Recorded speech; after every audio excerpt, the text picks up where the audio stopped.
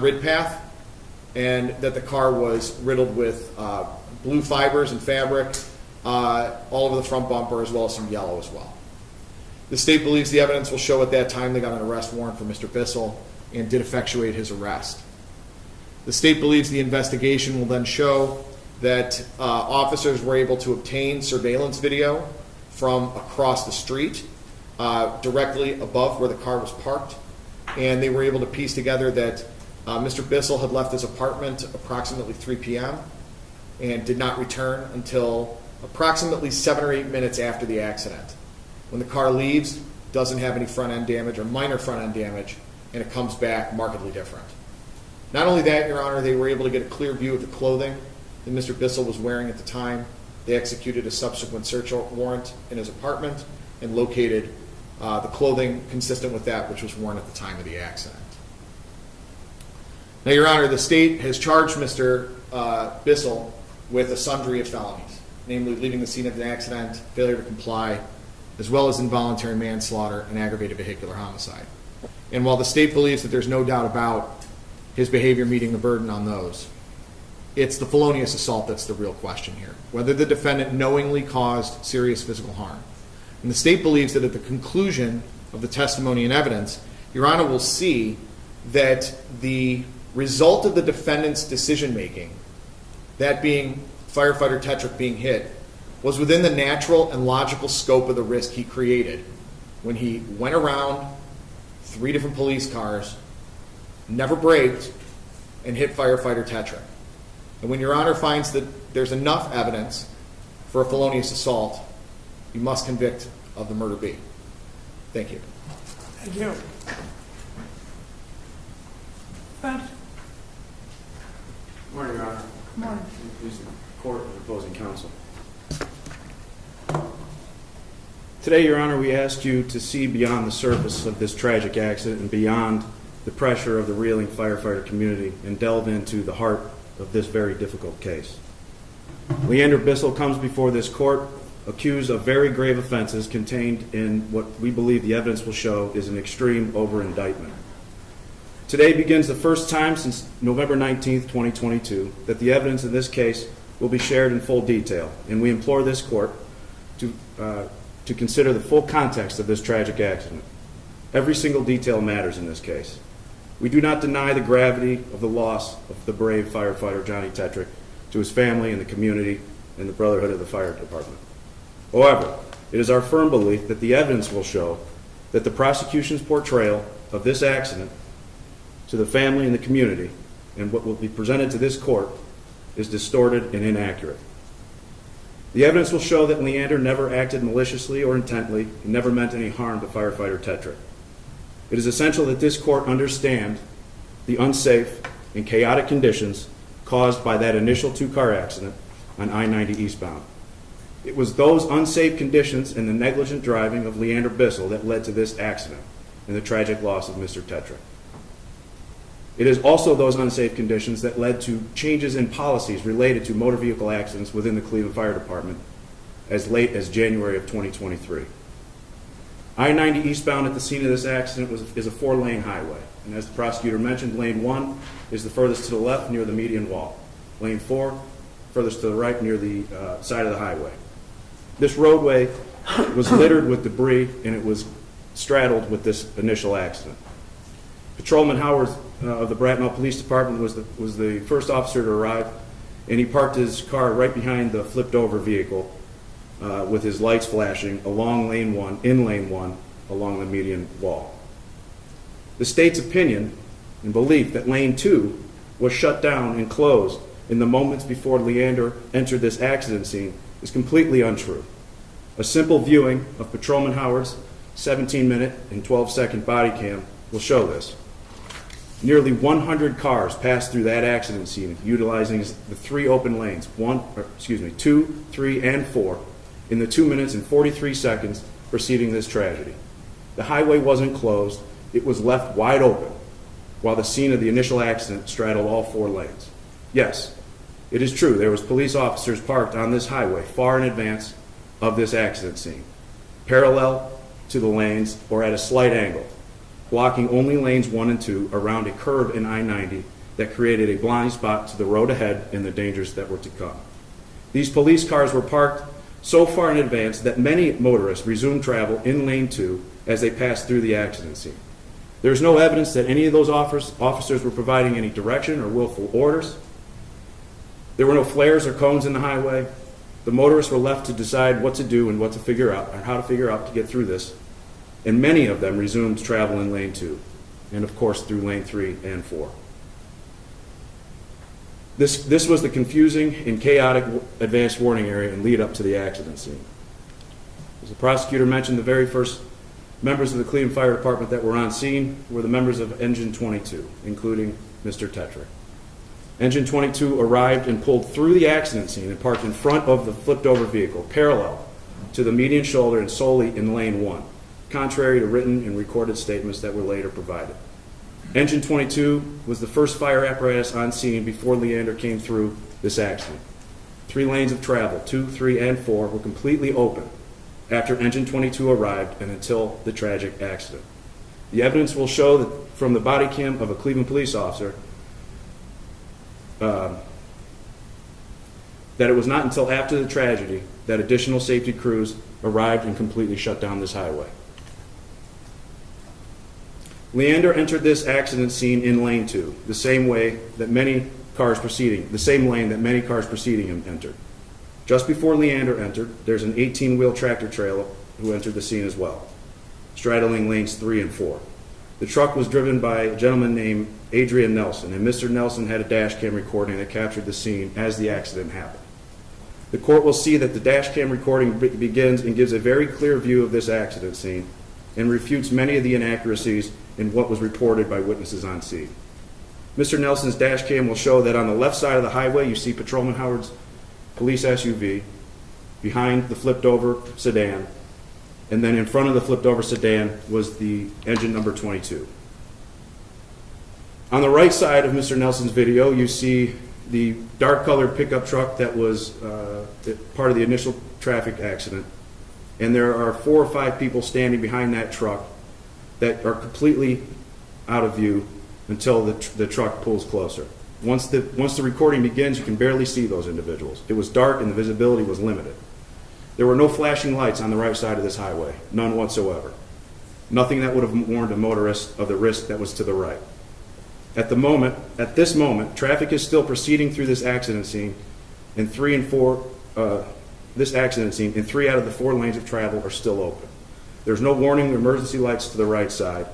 Every warning is to the left, and no reasonable person would have known that there was a safety risk to the right as they were approaching in lane 2. Any motorist approaching this scene from behind Mr. Nelson's truck in lanes 2 and 3 would have also been completely obstructed to the people that were crossing from the right side of the highway. As Mr. Nelson's camera gets closer to the pickup truck on the right where Mr. Tetrick is, the people standing at the truck now come into view, and the lanes of travel are still open. The evidence will show that Mr. Tetrick began crossing the highway in lane 4 towards lane 1. Mr. Tetrick crosses lane 4 as traffic is still passing through and enters into lane 3. Mr. Nelson slows his truck down because, with the benefit of approaching from an elevated angle and without obstruction, it's likely that he saw the dangerous situation ahead on his right.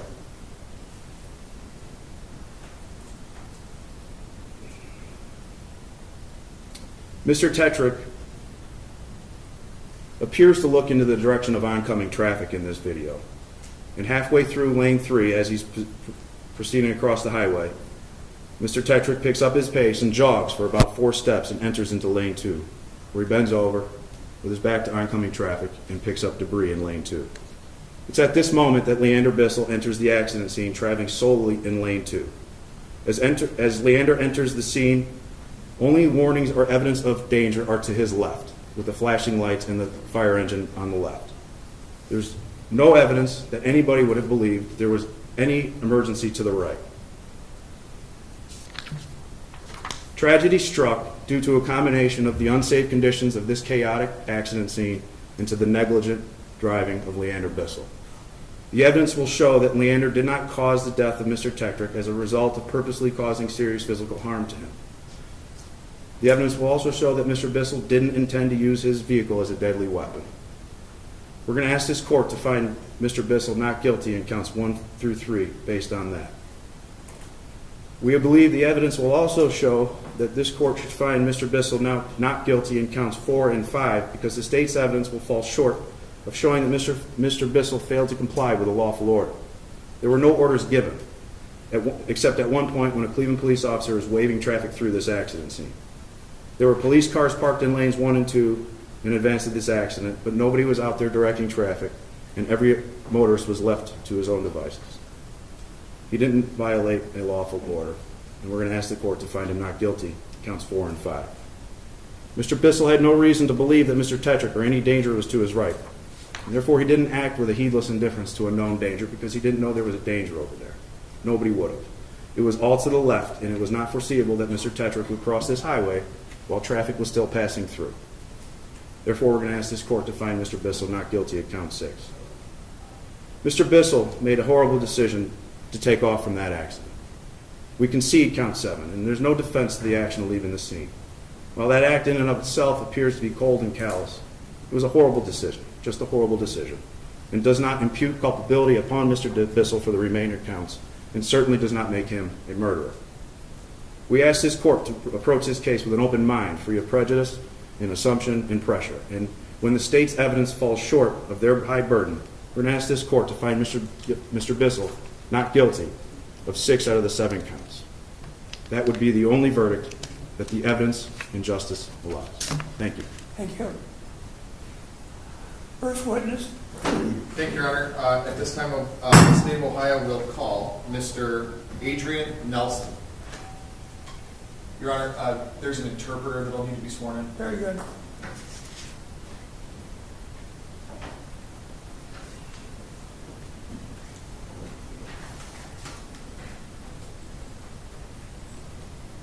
Is she in the courtroom?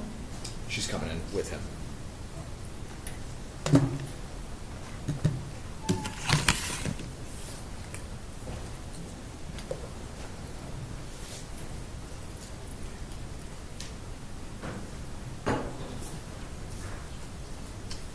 Please step forward.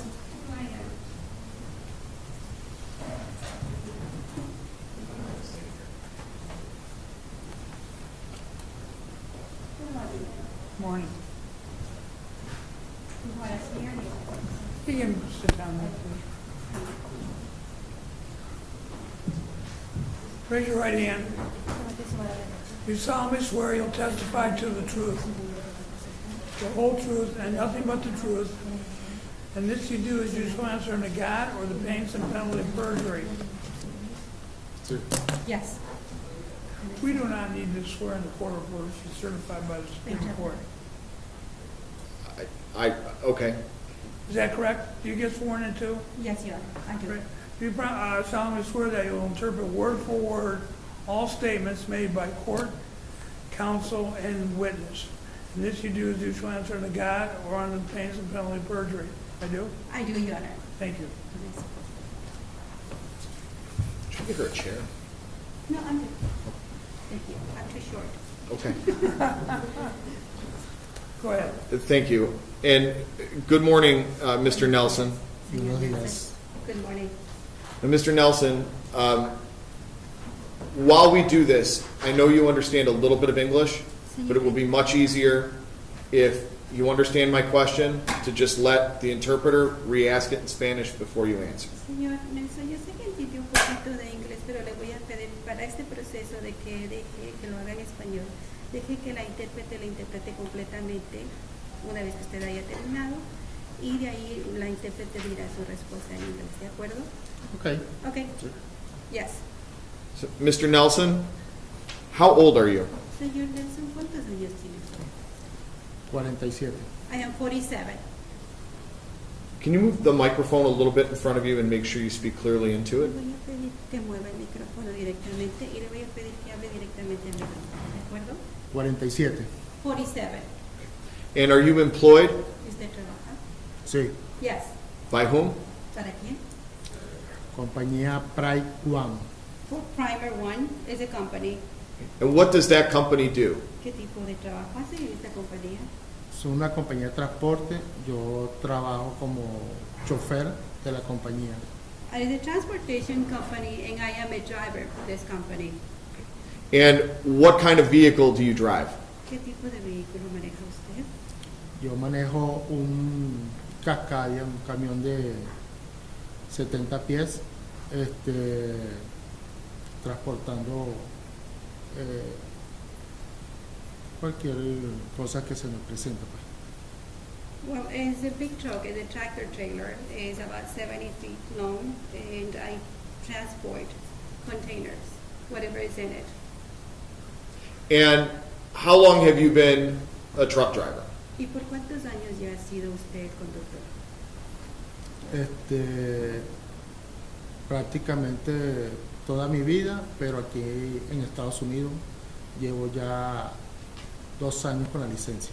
Well, I will say that my entire life I have been a driver, but in the United States for 2 years with my professional driver's license. And where are you from originally? Originalmente, ¿de dónde es usted? Venezolano. I am from Venezuela. And how long have you been here in the United ¿Y States? cuánto tiempo ya ha estado aquí en los Estados Unidos? Ya voy para 7 años. Almost 7 years. Now, when you are assigned to go transport, what territory do you cover? Cuando usted le asigna para que haga la transportación, ¿qué territorio cubre? Prácticamente todos los estados, de New York hasta California.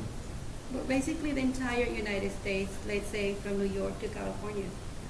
How often are you on the road in any given week? ¿Con qué frecuencia estaría usted conduciendo, digamos, en la semana? ¿Cuántos días, horas? Nosotros nos regimos por un libro electrónico y él nos dice cuándo parar, cuándo descansar y la jornada de trabajo de nosotros son de 11 horas. Well, we have to follow something that we know as the electronic book. It's like a driver's manual. They tell us how many hours we can drive actively and how many hours we can rest. Basically, I drive for about 11 hours per day. And do you drive alone or do you have another driver with you? ¿Y usted conduce solo o tiene un compañero conductor con usted? Trabajo con un compañero. I do drive with somebody else. And are your cameras, or are your trucks equipped with cameras? ¿Su camión está equipado con cámaras? Sí. Yes. Why? ¿Por qué? Medida de seguridad hacia personas externas y hacia seguridad hacia nosotros. For safety, not only for our own security, our own safety, but to other people as well. Are there times where you will record your own video with your own personal phone or camera? Ocasiones usted ha grabado con sus videos con su propio teléfono desde la cámara del teléfono, ¿verdad? Sí. Yes. When and why? ¿Cuándo y por qué? En los momentos cuando me consigo con una cola, con un accidente, ya que nosotros contamos con unas horas de reglamentarias que hay que cumplir para entregar la mercancía como tal.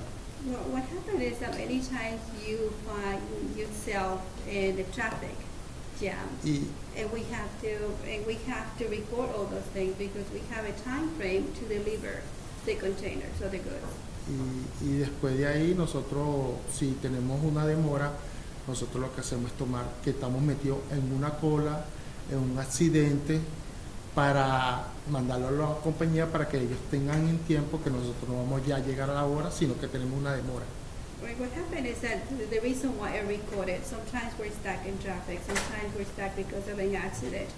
And it's to justify it, and we send those videos to the company and let them know the reason why we're going to be late, and to avoid any consequences from the company. Now, I want to take you back to November the 19th of 2022. Vamos a retroceder y hablar acerca del 19 de noviembre del año 2022. Okay. Okay? Sí, And were you driving your truck on a run that day? Y usted ese día estaba conduciendo el camión en una carrera, ese día, ¿verdad? sí. Yes. And did you travel through Cleveland, Ohio? Y usted tuvo que pasar por Cleveland, Ohio. Sí. Cruzar. Yes. Where were you headed? ¿A dónde se estaba dirigiendo? para los lados de Buffalo. Was heading to Buffalo. And can you please tell the judge what happened while you were on that run?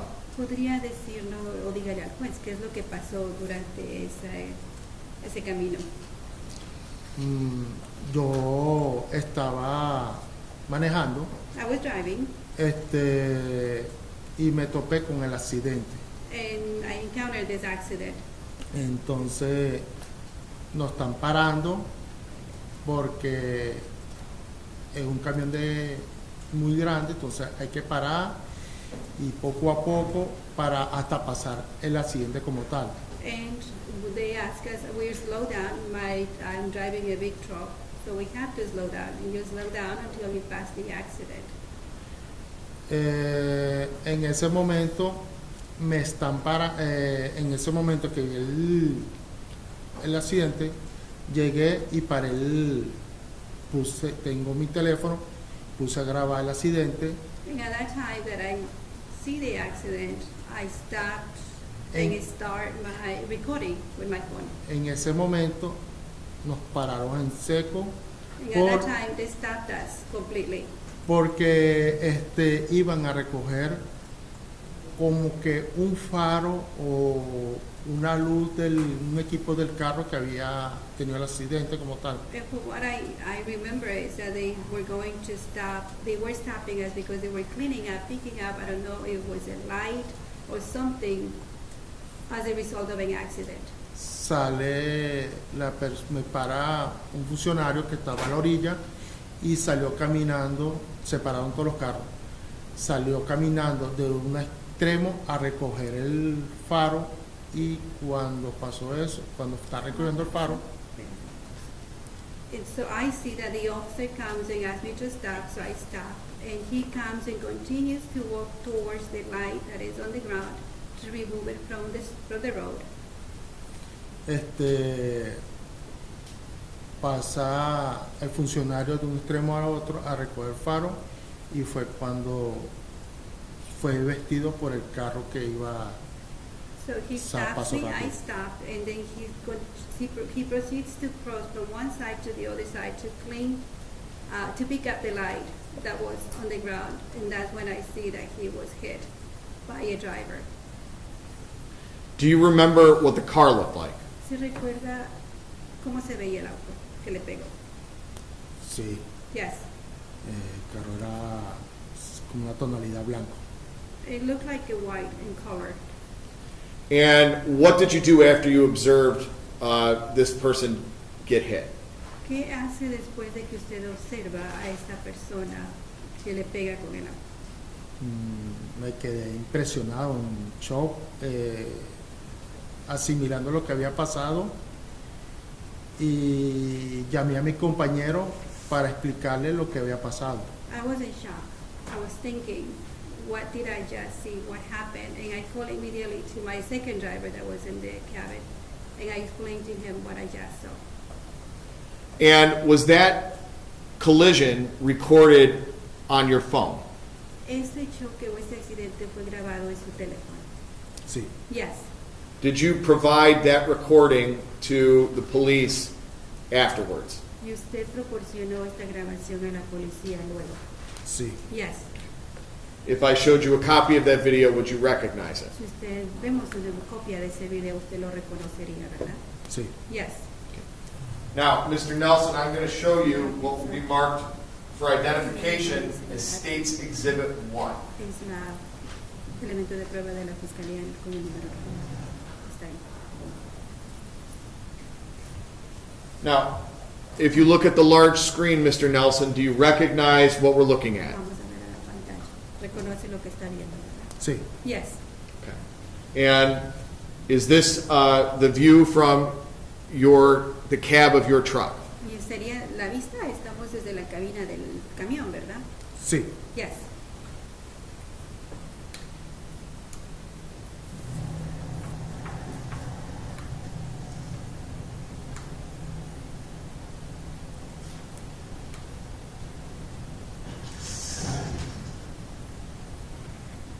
Mamá huevo, mataron a un tipo. Now, Mr. Nelson, we just heard you exclaim something. What did you say? Señor Nelson, usted dijo algo ahí. ¿Qué es lo que dijo? Mamá huevo, mataron un tipo. I said, motherfucker, they killed a guy.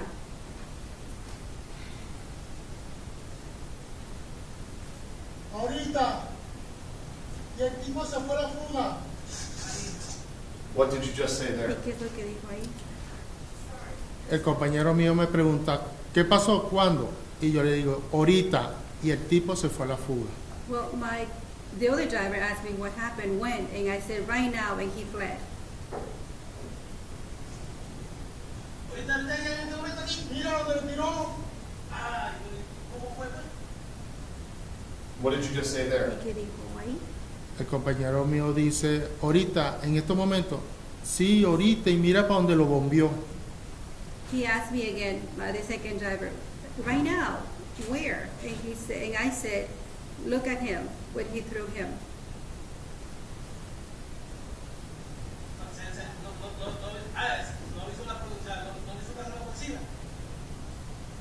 Marico, carajo, pasó como que sin nada. Y el tipo se le cayó, pero estaba recogiendo y pasó el tipo en culo, voló. What did you just say there? ¿Qué le dijo ahí?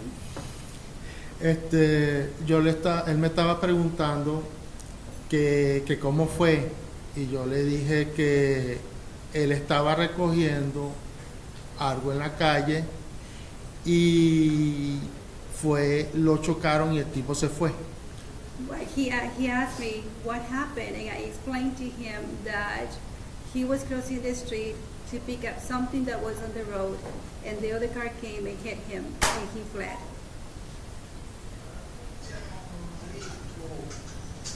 Verga, loco. ¿En serio? Verga, marico. Ay, ya, o sea, el tipo pasó al lado y no frenó, marico. Ay, ya. Marico, yo no sé cómo pasó ese tipo así.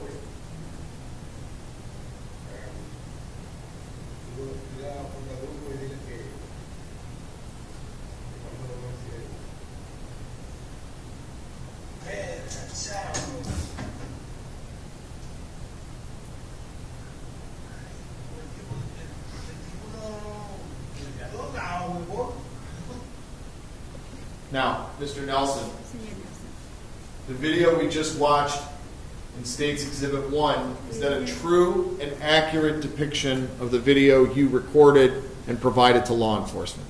Señor Nelson, el video que acabamos de observar, que es el elemento de prueba de la Fiscalía, es un video correcto, preciso de lo que usted grabó esa noche del accidente. Sí. Yes. So after you witnessed this occur, what happened next?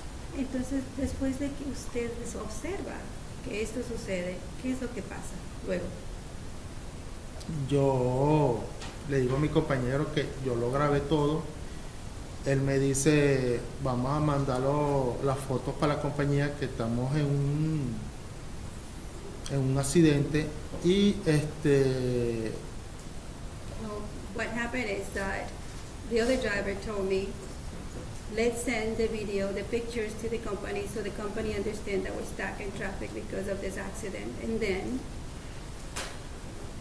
como vi que todo el mundo quedó en shock porque nadie se esperaba ese golpe, y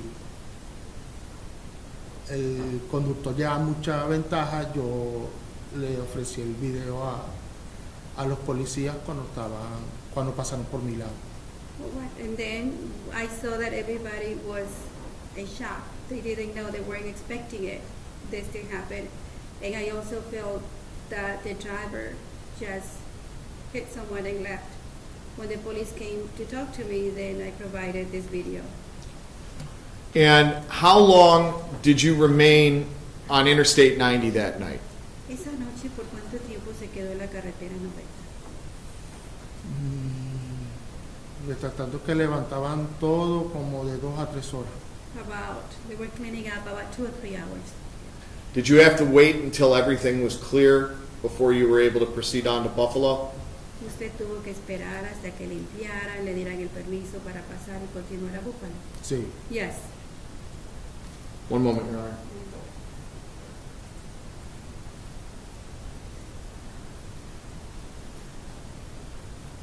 I have nothing further, Your Honor. Thank you. Thank you. You may cross-examine the witness. Thank you, Your Honor. We have no questions for this witness. You may step down. Thank you very much. Queremos terminar. ¿Parece? Thank you.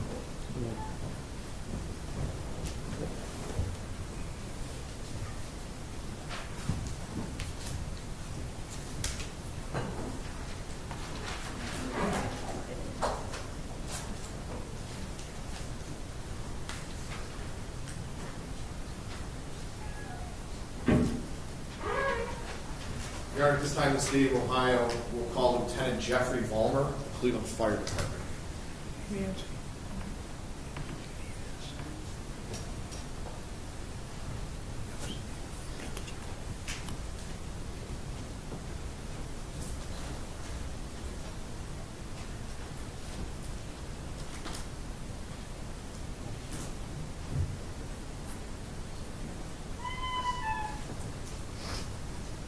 What was the first name of that last witness? I'm sorry. I didn't- Adrian?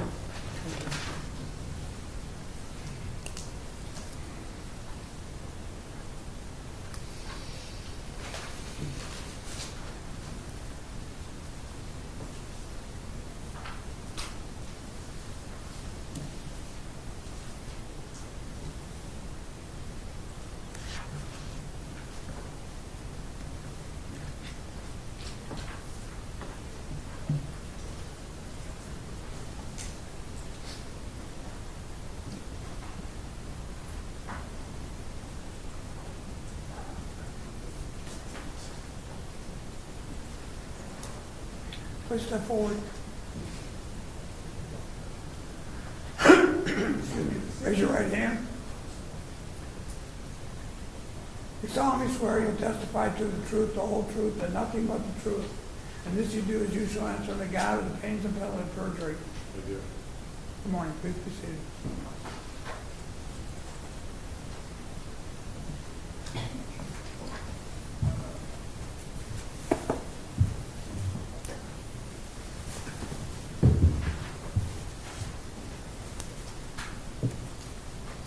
Thank you, Your Honor. Good morning, Lieutenant Vollmer. Can you please state and spell your name for our court reporter, please? Jeffrey Vollmer, V as in Victor, O-L-L, M as in Mary, E-R. Now, Lieutenant Vollmer, just want to make sure, because Nancy's taken everything down here, that you speak slowly. I have the same problem, and usually they want to throw stuff in. Jeffrey with a J or a G? With a J, J-E-F-F-R-E-Y. Thank you. Lieutenant Vollmer, are you employed? Yes. By whom? City of Cleveland Division of Fire, How long have you been with the Division of Fire? 30 years. And what is your current position with the fire department? Lieutenant of Engine Company 22, And where is Engine Company 22 located? East 74th and Superior, And how long have you been a lieutenant? 6 years. Prior to that, what was your duty for the previous 24 years? Firefighter. And was all of that time spent at Engine Company 22? No. Where were you prior to becoming a lieutenant? Mostly on the east side, 5th Battalion, Engine 26, Engine 41, 36, kind of bounced around that 5th Battalion. For the record, can you just briefly explain how the Division of Fire kind of separates or divides up its duties throughout the city of Cleveland? There's 5 battalions.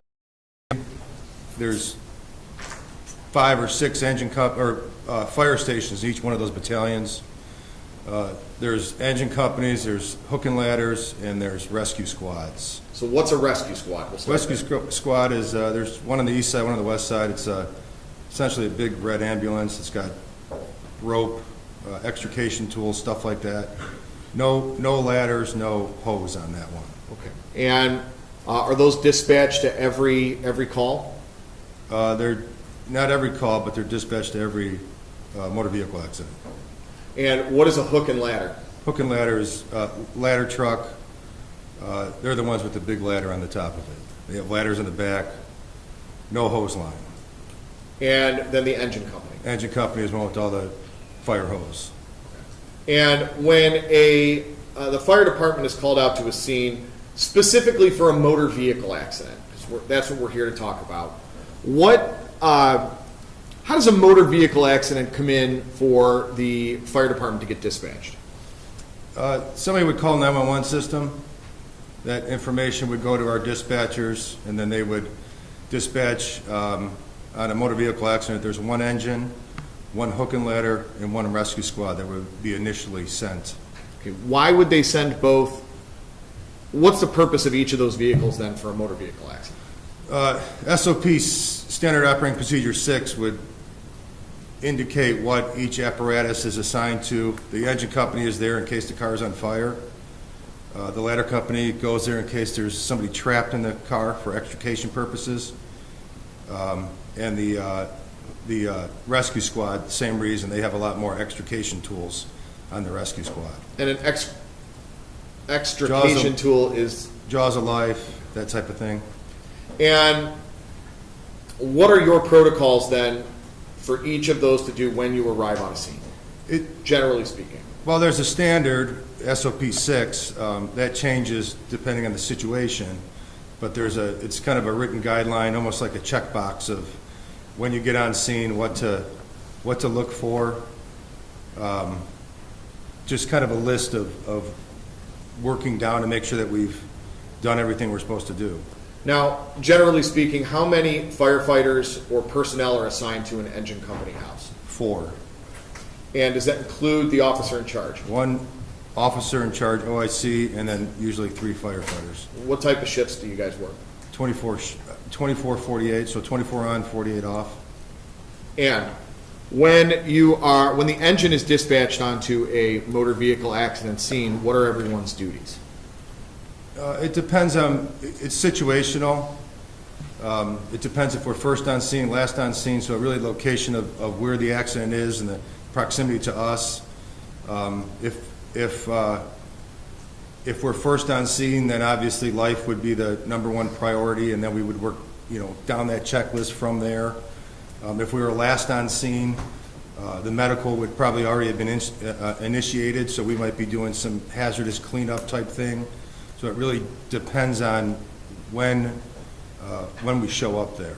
Now, is there a different standard operating procedure with regard to motor vehicle accidents that occur on city streets versus those that occur on highways? No, the SOP is for all motor vehicle accidents. Typically for the highway, it's written for the highway, but it can be used on any street. So, generally speaking, if you're the first to arrive on scene as the engine company on a highway motor vehicle accident, what do you guys do when you get there? Well, initial size up of the situation to let the other units know what's going on. Then there's what our strategy is, what our tactics are. So, again, it depends on the situation. It depends on the situation there. If the car's on fire, then obviously it's going to go life suppression. If the car's not on fire, then it would go life and then whatever, hazardous cleanup or whatever that situation would be. So if the engine is the first to arrive on scene on the freeway, let's say, what's the protocol for parking? Where do you go? How does it work? Again, situational. Sometimes we could park in front of it. Sometimes we park in front of the accident. Sometimes we park behind the accident. It really depends on the accessibility to the scene. It depends on the amount of traffic. It would depend on several factors. Okay? And when you are dispatched to a motor vehicle accident, is the engine, the hook and ladder, and the rescue all coming from the same location? Not necessarily, no. Are they all housed in the same places? No. Okay. How does one engine get dispatched versus one hook and ladder to a specific scene? The location of the incident would dictate where the closest engine company is, the closest hook and ladder, the closest rescue squad. If, for example, if it happened at 74th and Superior and engine 22 was out, it would call in the next closest engine company. And where is, I'm sorry if I didn't ask already, where is engine 22 located? That's at 74th and Superior. Okay. Now, what about the Cleveland EMS? Where do they come from? They have, they're stationed, typically they're stationed at our firehouses. They have a separate dispatch system, but typically they're stationed at the firehouses. And does the Cleveland Fire Department work or coordinate efforts with the police department when responding to motor vehicle accidents? No, unfortunately, there's no communication at our level. At the dispatch level, they can communicate with CPD, but at our level, we can't. Now, in your 30 years, approximately how many motor vehicle accidents have you attended to? Hundreds. And throughout those hundreds, have you had the opportunity to arrive on scene where Cleveland Police is either already or en route? Absolutely. How do you then decide what everyone's going to do in a situation where the Cleveland Police are involved? Well, we go back to the standard. There's a temporary traffic control zone that we establish. So depending on where CPD is, we work off of that. What is a temporary traffic control zone? There's kind of broken down into 4 levels. There's a advanced warning area where you're kind of letting cars know that something's happening. There's a transition area where we start to take our lanes. So an example is if the accident is in lane 1, it's generally lane 1. It's generally lane plus 1. So then emergency vehicles would start taking the first lane and then an additional lane being lanes 1 and 2. Then we get into an activity area. That's where we are. That's where we're working. That's where EMS comes into. That's our work zone. And then at the end of that accident is just a termination area where traffic goes back to normal pattern. Okay. Now, in terms of utilizing the fire trucks for traffic control, is that something that's done? Yes. Okay. How are they utilized for traffic control? Well, if they're first on scene, then if fire was the first unit on scene with no other emergency personnel there, then fire would generally establish that transition area, moving cars out of the way to protect the accident or any patients that might be in that accident area. And if police were on scene first, is that something they would take? If that's established, yeah. And the same with like if I showed up first and one of the rescue squads showed up second, depending on what was already established in that TTC, that temporary traffic control zone, would dictate where they would position their apparatus. Well, I want to take you back then specifically to November the 19th of last year. And we both know, everyone knows why you're here today. So first let me extend my condolences on the loss of your brother. Who was stationed at Engine Company 22 on that day? That was the officer in charge. Firefighter Johnny Tetrick was the driver. Brian Burvis was the backup man. And Tony Trujillo was the tip man. And on that particular day, did you guys get a call to respond to a motor vehicle accident on Interstate 90 at approximately Martin Luther King? Yes, at about 8:15 in the evening, we received that call. Okay, please tell the judge what you did. So we received the call at about 8:15. We were sitting down eating dinner. The red phone rang for us to be dispatched. So we're a single engine house there, so jumped on the rig and made our way out. We went down 75th, got on the highway eastbound, 90 east at 75th. Generally, when they call in a location, they're calling in the exit that they're seeing, not the exit that it occurred from, so it's usually behind where they tell us it is. So we got on to 72nd, and we traveled down 90 east, and when we got to MLK, we noticed a large presence of emergency vehicles, police vehicles there. And they were in the left shoulder, so we kind of realized that the accident was probably in the left lanes. So they set up what we determined as a advanced warning area. There were 2 or 3 police cars along the left shoulder of the highway. And then as we proceeded forward, we saw several police cars transitioning from lanes 1 and 2, moving cars to lanes 3 and 4. Now, let me stop you right there, Lieutenant Vollmer. When we're talking about lanes 1 and 2, 3 and 4, if we're traveling eastbound on the highway, which one is lane 1? Lane 1 is a high speed, the leftmost lane. So the innermost left lane? Correct. And it proceeds out from there? Correct. Okay, sorry, continue. So we slowed down and we worked our way through that transition area between the police vehicles, pulled up to the accident. We found a car rolled over on I-90 between MLK and I believe it was Eddy Road there. It was at about a 90-degree angle from the shoulder, left shoulder, into lane 1. So we pulled in front of that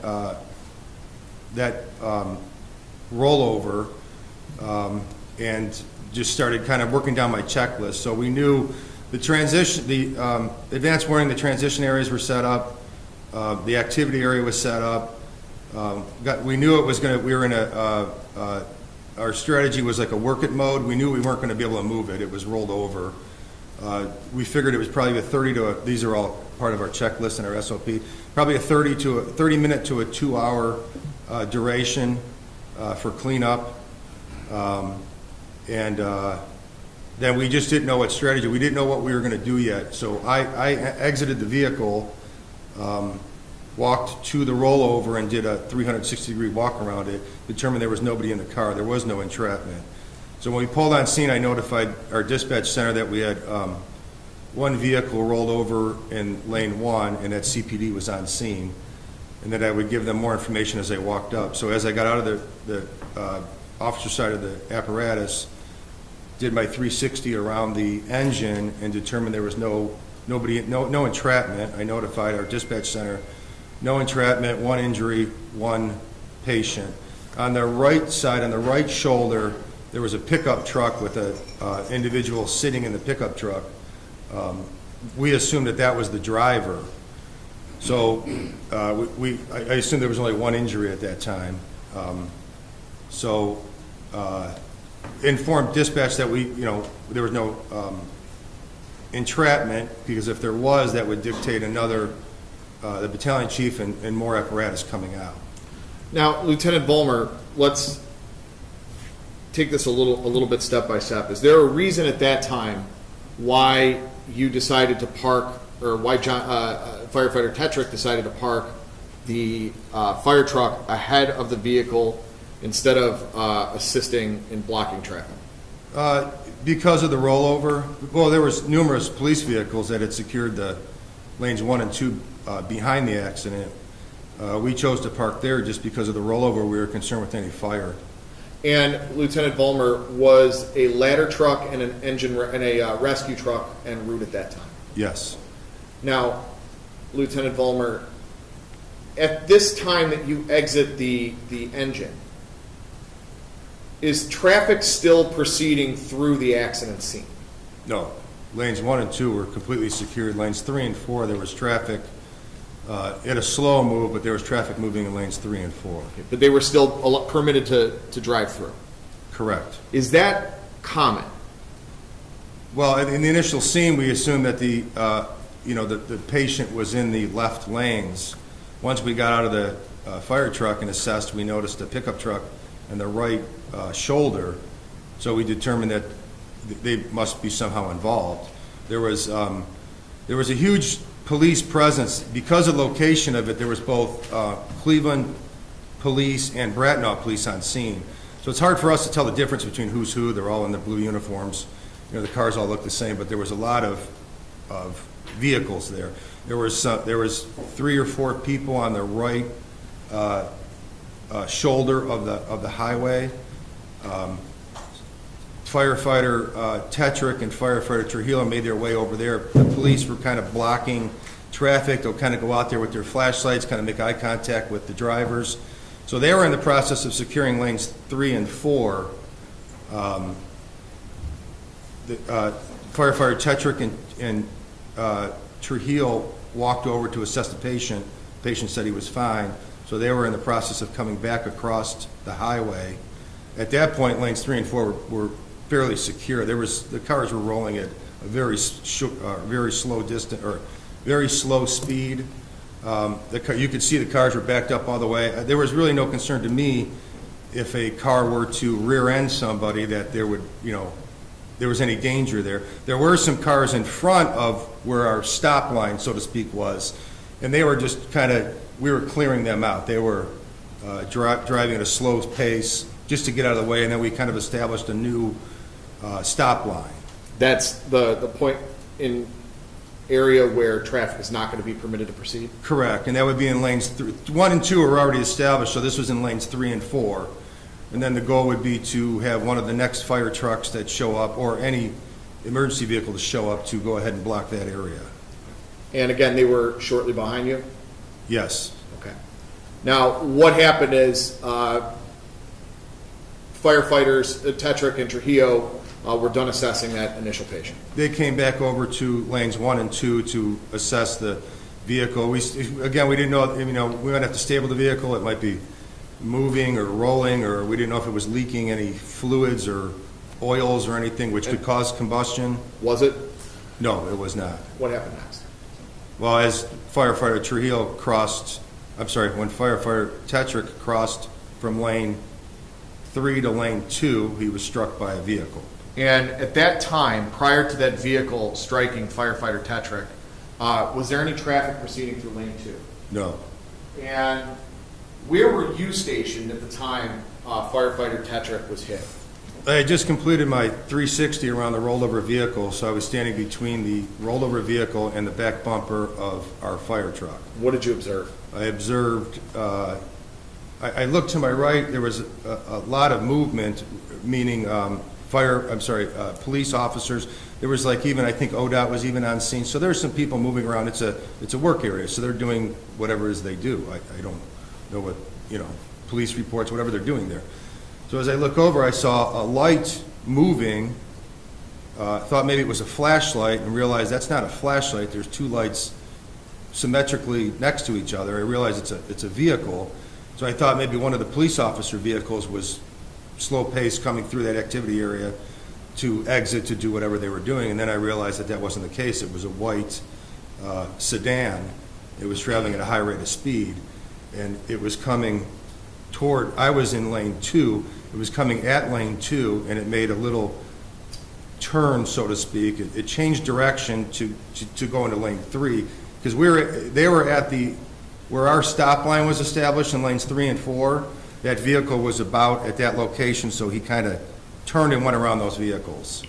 And were you able to provide any warning to firefighter No, Tetrick? it happens. By the time I could focus on what was happening, by the time I realized what was going on, I couldn't articulate to firefighter Tetrick that he was in danger. I'm going to show you it'll be marked for identification purposes as State's Exhibit 1. Do you recognize State's Exhibit 1, Lieutenant Vollmer? Yes. And are you able to assess at this point in time kind of where everybody is? Yes. Okay, can I have the witness step down? You may, just keep your voice up, please. Come on down.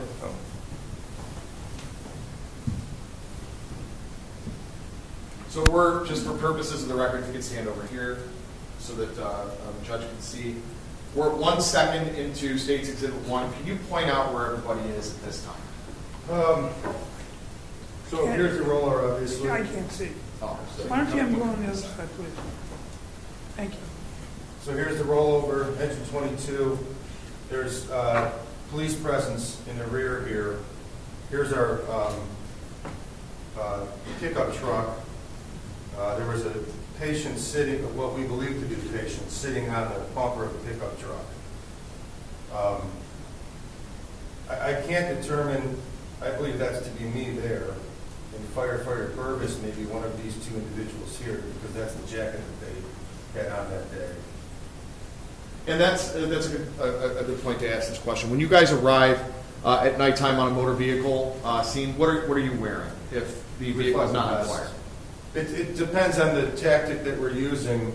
If we're doing fire suppression, we won't have that vest on because It's not proved, but generally speaking, we would have a reflective vest on. Okay, I'm gonna play for you State's Exhibit 1.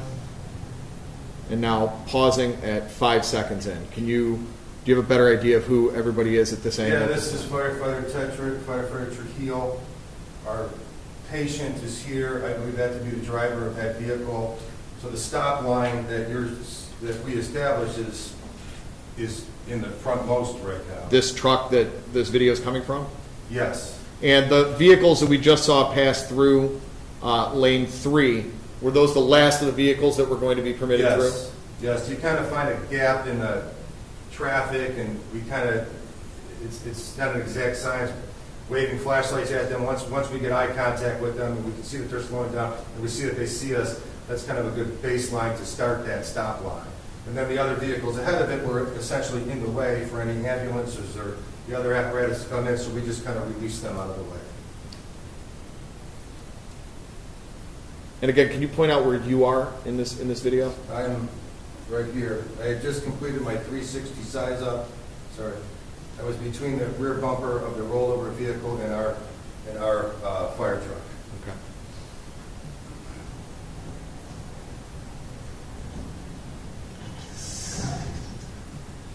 Okay. Now we've just seen firefighter Tetrick get hit, pausing at 12 seconds. Is this you then in the vest that's running over? Correct, right here. And firefighter Trujillo in lane 4? Firefighter Trujillo, and then firefighter Burvis is right here. Okay. Mamá huevo, mataron un tipo. Ahorita. Y el tipo se fue a la fuga. Ahorita el de aquí. Mira donde miró. Ay, ¿cómo fue? Okay. Lieutenant Vollmer, you can have a seat. Back on the witness stand. At this point in time, what happens now? Obviously, firefighter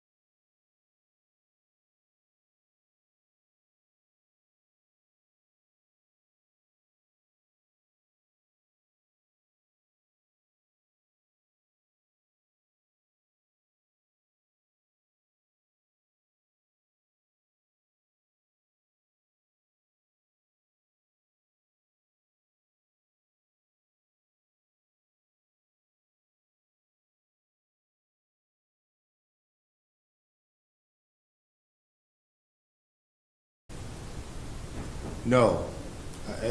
I'm not a paramedic. They had him on an EKG. They had readings. I don't know how to read those readings. Okay. Okay, so Lieutenant Vollmer, after that, what did you do? We transported him to UH Hospital, and, you know, he out of the ambulance to the emergency room, and they pronounced him dead.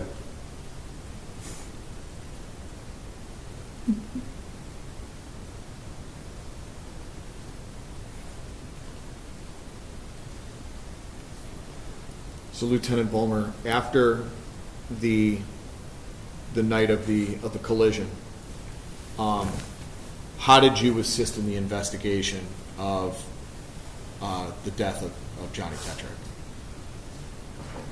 After the incident? Yeah. Did you have an opportunity to sit down with the police or investigators?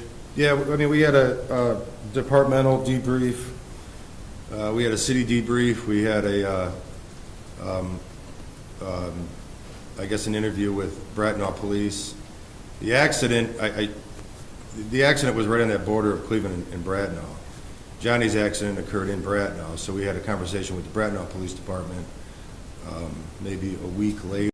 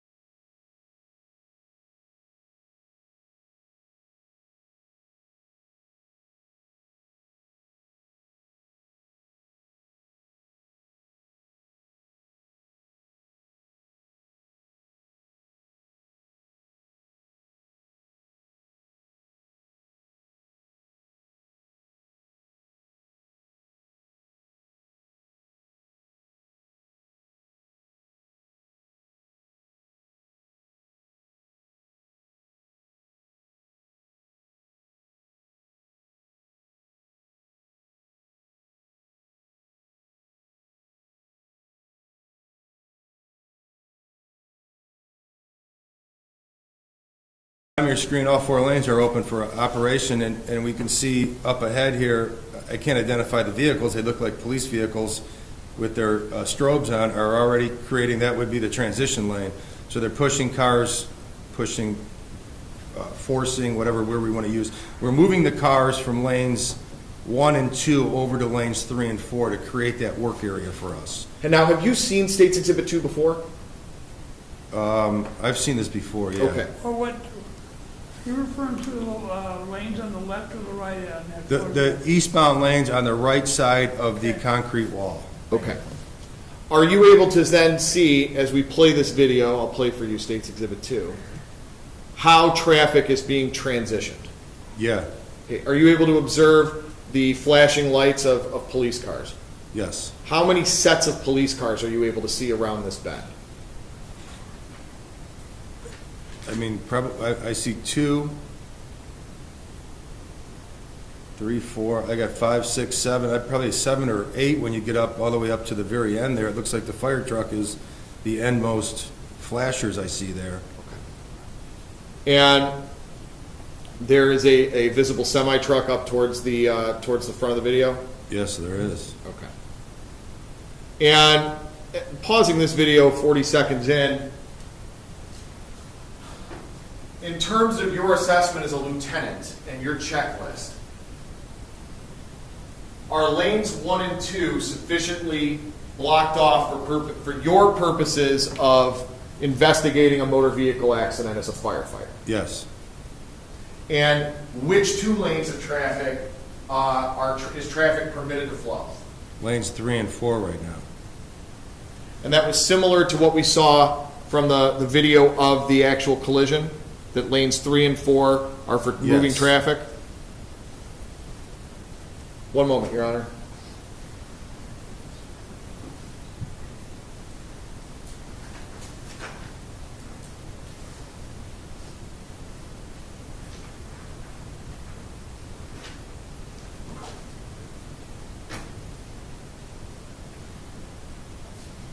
Okay.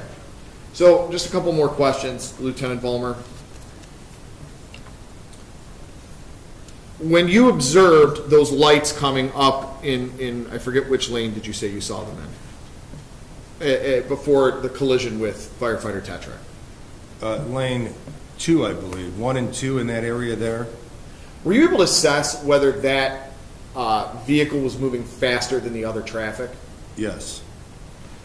How would you describe how fast it was going? I would estimate 60 miles an hour. I mean, I'm in a standing position, but he was traveling at a high rate of speed. Much Yeah. faster than, like, if it was a police vehicle exiting. They, any emergency vehicle that was moving through there would have traveled at a very, very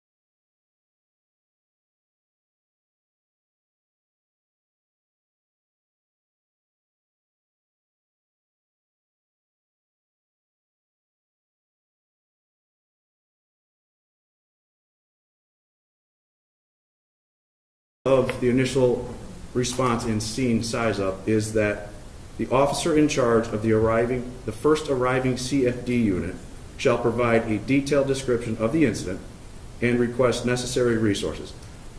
You did that, right? Correct. And you already knew that additional resources were coming. Correct.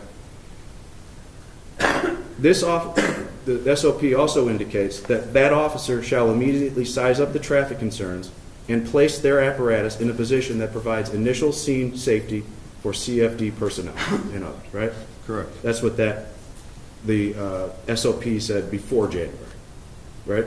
Correct. And it hasn't changed. That's still the rule. That hasn't I changed. believe, Right? yes. Okay.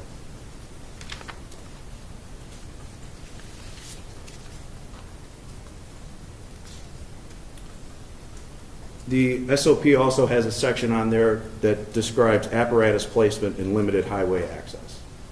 Call that section of the SOP? I believe, yes. Okay. The first line in that rule is the fire apparatus must be placed between the flow of traffic and the emergency responders working on the incident to act as a physical barrier, right? Yes. I mean, you're reading it, right? I can give you a copy if you don't. Well, no, I think we're fine. Okay. So that is what it says, right? Yes, okay. And that's what you've learned over the course of Yes. your career. And that's what you've trained other firefighters, right? Yes. Okay. It says the apparatus should be placed at a 45-degree angle and block the road at least one additional traffic lane more than already obstructed, right? Correct. So when you arrived on this scene, there was a truck on the right, right? Correct. No emergency personnel behind that truck, correct? No flashing lights, I should say. Not to my knowledge, no. And on the left was another essentially accident scene with a flipped over vehicle and a Bratnall cruiser, right?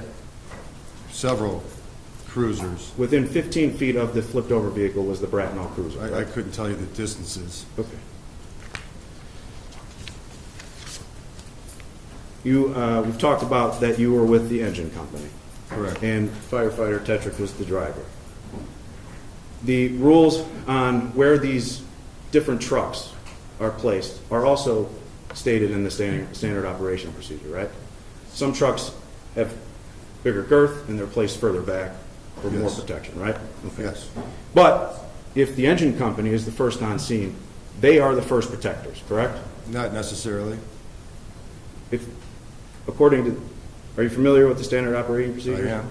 Are you aware that it says engine company should place their apparatus 50 to 70 feet prior to the incident at a 45-degree angle? Yeah, that's a standard. Those areas were already protected. Your Honor, can we have a brief sidebar?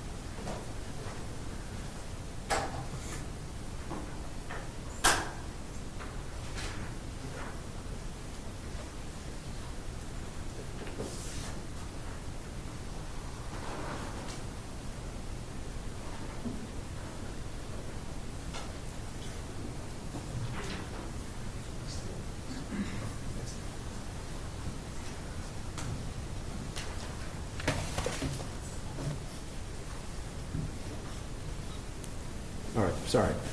I'm going to re-ask that question because I kind of forget what you said. The question was, the engine company should position their apparatus 50 to 75 feet prior to the incident at a 45-degree angle. And what was your response? My response was, the apparatus positioning may vary depending on operational needs. The operational needs on this, the temporary traffic control zone was already established. So the operational needs was fire suppression and any other work that we might have to do on that rollover vehicle. The part of the SOP that we spoke about a few minutes ago, where it says,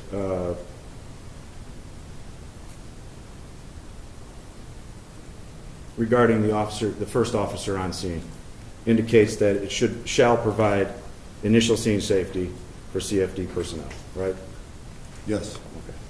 And prior to this accident, there was no, strike that. After this accident in January, there was additional rules put in place, right? Correct. One of those additional rules was, regardless of traffic controls already in place by other agencies, the goal is to place physical barriers in the form of a fire apparatus between the moving traffic and all working areas, right? Correct.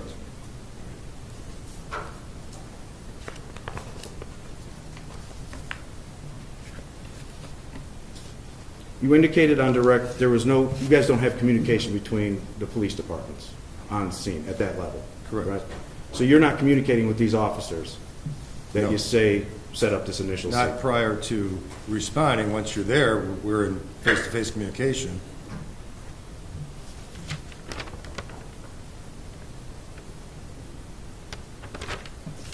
After this incident, you had an opportunity to speak with Bracknell detective, I believe, Bracknell sergeant, I believe, Timothy O'Hare, correct? Yes. And you not only spoke with him in a recorded interview, but you also provided a statement. Correct. And your statement that you wrote was reviewed by a gentleman named Timothy Totten, or Totten, T-O-D-T. He's my captain at the station, correct? Okay. And then another gentleman named Kenneth Drost. Correct. Are those individuals in the courtroom today? Captain Todd is here. Did those individuals approve this report before you sent it to the Bracknell Police Department? They reviewed it, Did they send it back to you for corrections? not to my knowledge. Okay. On scene, in your interview with Sergeant O'Hare at Bracknell Police, one of the questions that he asked you and every fireman is if you would do anything different. Right? Remember that question? Vaguely. Your interview was, I understand that your interview was just a couple weeks after this incident, and I'm sure that you were still reeling. And your response to him was, no, I thought it was safe, essentially, right? Yeah. The prosecutor asked you again today if there's anything you would do different. I'm going to sustain that objection. I don't recall that being asked. One moment, Your Honor.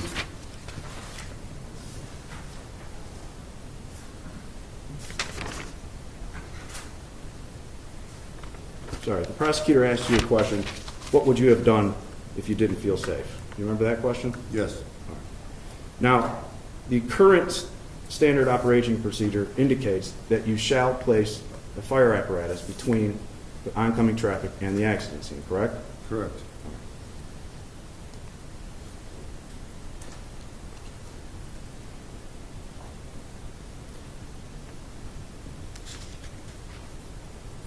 You indicated that after the accident, you had a department debrief. What does that mean? It's more of an emotional debrief about the tragedy. And then a city debrief. What is that similar? Same thing at a city level. One was directed just to the fire department. The other one was directed to all personnel on scene. Prior to your interview and submission of your statement to the Bracknell Police, did you meet with anybody from the union or anybody that is in management? Yeah. One moment, Your Honor.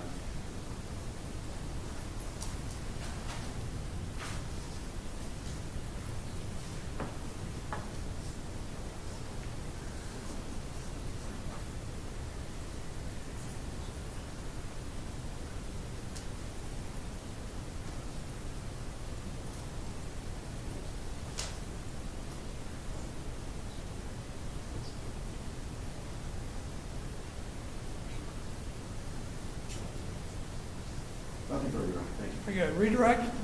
Yes, thank you. So Lieutenant Vollmer, Mr. Huber was asking about the SOP, the SOP that was in place at the time of the collision. And you recall the SOP stating specifically that apparatus positioning may vary based on operational needs. Is that correct? Correct. For example, if the transitional area had already been completed by the police department, would that be an operational need that would make your positioning of your apparatus a little different? Absolutely. We're limited resources. We can't duplicate things that have already been established. Do you also recall that SOP stating that the ladder truck should be positioned another 100 feet prior to the incident? Yes. Okay.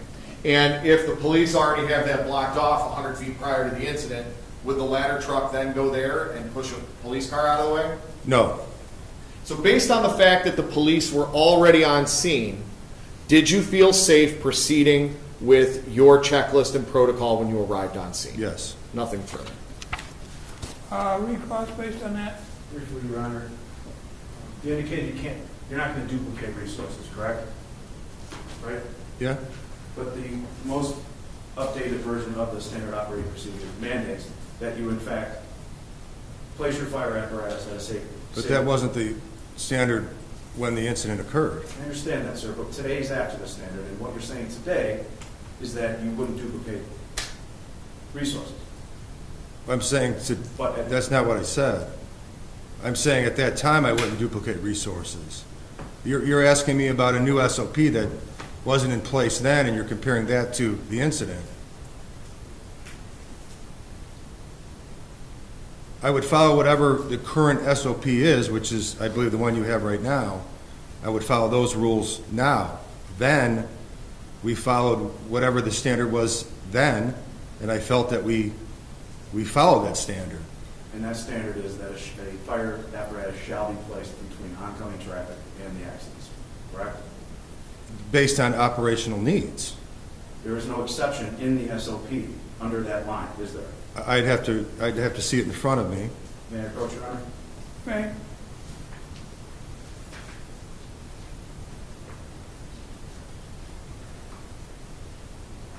Oh, I got yours.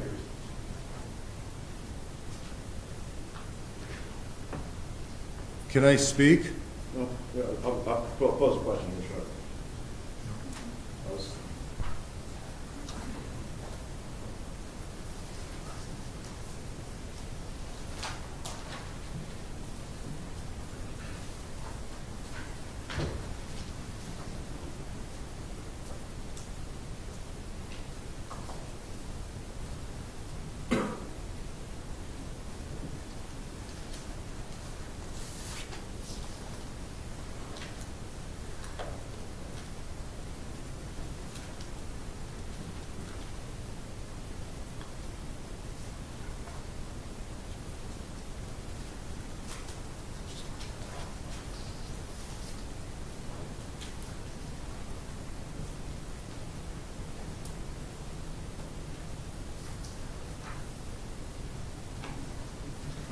Lieutenant, I'm handing you, for purposes of identification, what we've labeled as Defense Exhibit A. And you agree that that is the standard operating procedure? When? Well, no. At the time of, at the time of the accident? Yes. Okay. And under the initial response and scene size up section, you see that? Yes. It indicates this officer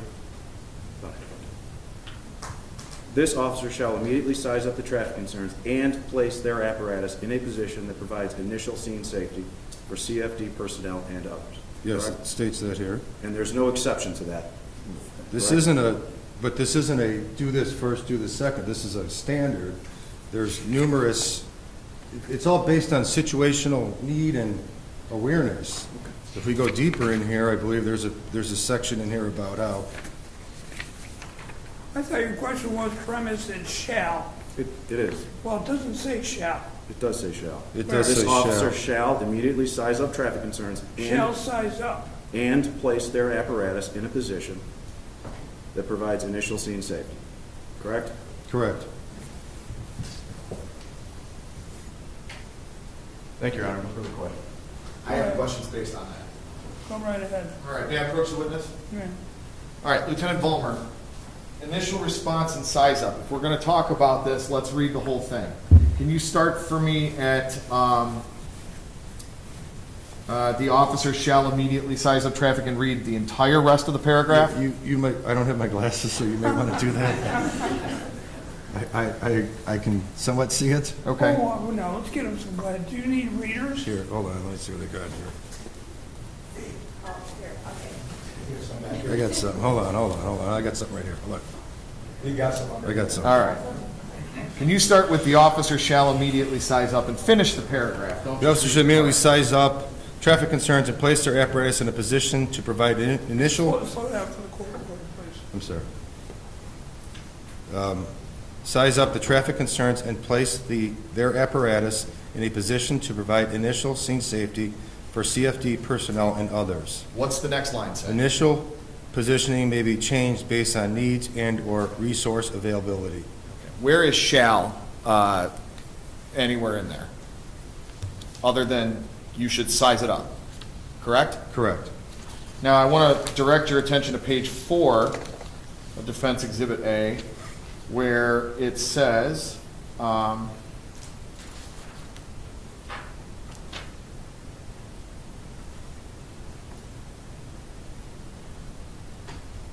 yeah, the first full paragraph up here before the bullet pointed sections. Can you read that for us? The following placement procedures are guidelines. Apparatus position may vary based on operational needs. All officers must use their judgment in positioning the apparatus in a way that will provide the highest degree of safety to all personnel operating on the scene. Lieutenant Vollmer, based on the fact that the police had 4 cars out there blocking lanes 1 and 2, did you feel that based on the operational needs at the time, it was safe for you and the other members of Engine Company 22 to proceed with your protocols when approaching this MVA? Yes. Nothing further. Step down, thank you. Thank you. Counsel, who's going to be your next witness? Be firefighter Brian Burvis. How long do you anticipate him? Can we take a brief break? If I wanted to know. If we can take a brief break. 5 minutes. Thank you. You can see. You want to start.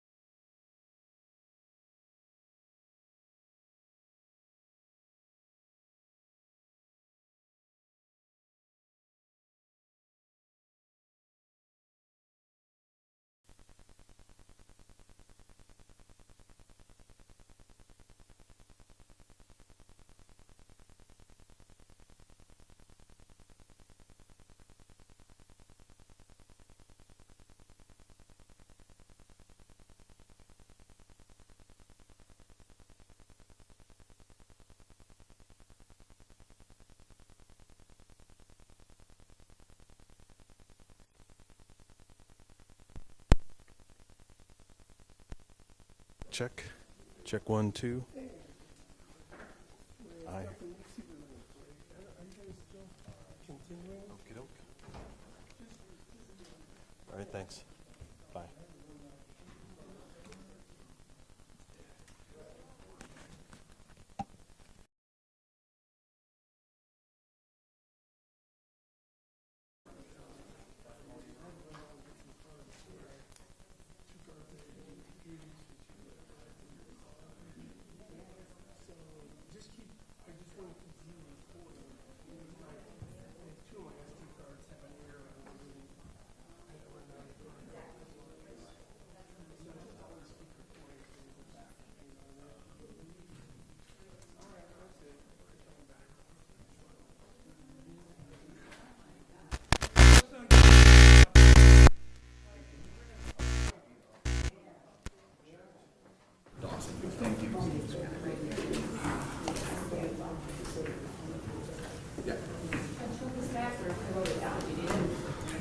Not really.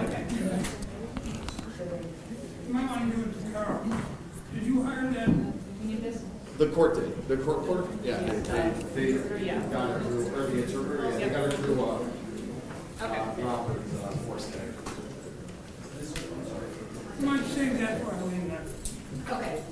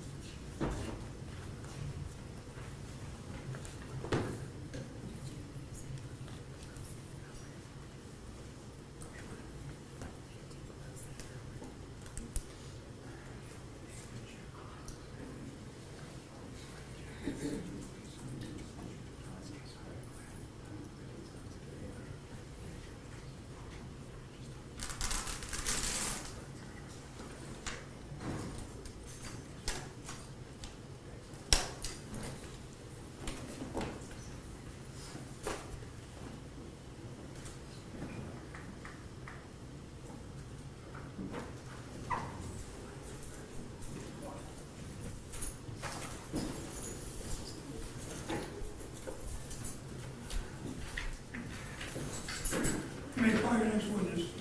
Thank you. The state of Ohio calls firefighter Brian Burvis.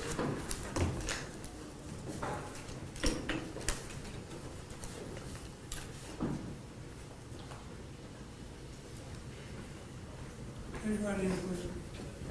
You solemnly swear you'll testify to the truth, the whole truth, and nothing but the truth, and this you do as you swear on the God who pain compelling perjury?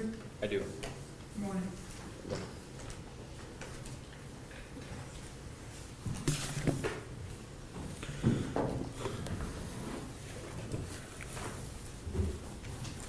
All right. Thank you, firefighter Burvis. Just before we get started, make sure you speak slowly and clearly. The chair doesn't move, but the microphone does, and the court reporter is taking everything down. Can you please state and spell your name? My name is Brian Burvis, B-R-Y-A-N. Burvis, B as in boy, U-R, V as in Victor, I-S. Mr. Burvis, just for purposes of the record, you and I had a previous relationship prior to encountering this case? Yes, Okay, we grew up together, correct? correct. And would the nature of the relationship that we had when you were my brother's friend, would that have any bearing on the way you're going to testify today? Absolutely not. Are you employed? Yes, sir. By whom? City of Cleveland, And what division? Division of Fire, How long have you been with the fire department? 8 years. Okay, prior to your employ with the fire department, what did you do?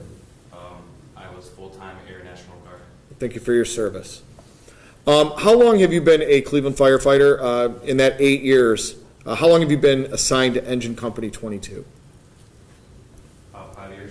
Okay, prior to that, where were you stationed? I was at Tower 10, which is by the Cleveland Clinic, and before that, I was at Engine 23, which is over on West 98th.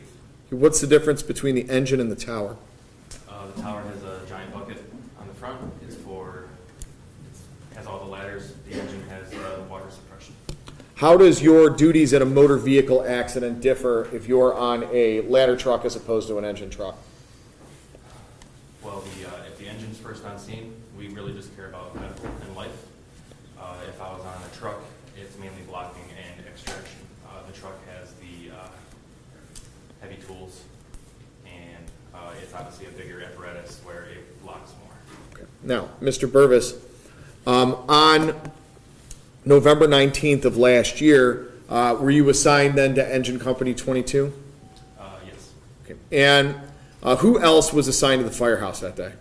Lieutenant Jeff Vollmer was my boss. Firefighter Johnny Tetrick was the driver. I was in the third position, which is seated behind the driver, and then our cadet Anthony Trujillo was behind the officer. Okay, so when you say these are the positions within the fire engine, Correct. okay, how do you determine who sits where? Since Firefighter Trujillo was on probation, he just got out of the academy, he will always sit behind the boss, which was Lieutenant Vollmer, and he is also called the tip guy. So if we get a house fire, he will always be on the tip, and I will be considered the backup guy, and I'm making sure the hose doesn't get any kinks or gets stuck on any corners or something in a house. So the tip guy is the first person in Correct, with the boss. with the boss. Yep. And how do you determine then between you and firefighter Tetrick, because I presume the boss doesn't drive, how do you determine who's going to drive? Johnny has been was on for a long time, and he preferred us. I've only been on 8 years, but he wants us to learn our job when it comes to suppression. So Johnny drove the most, but I also drove, but Johnny was mainly our driver on B shift. Okay. And what does B shift mean?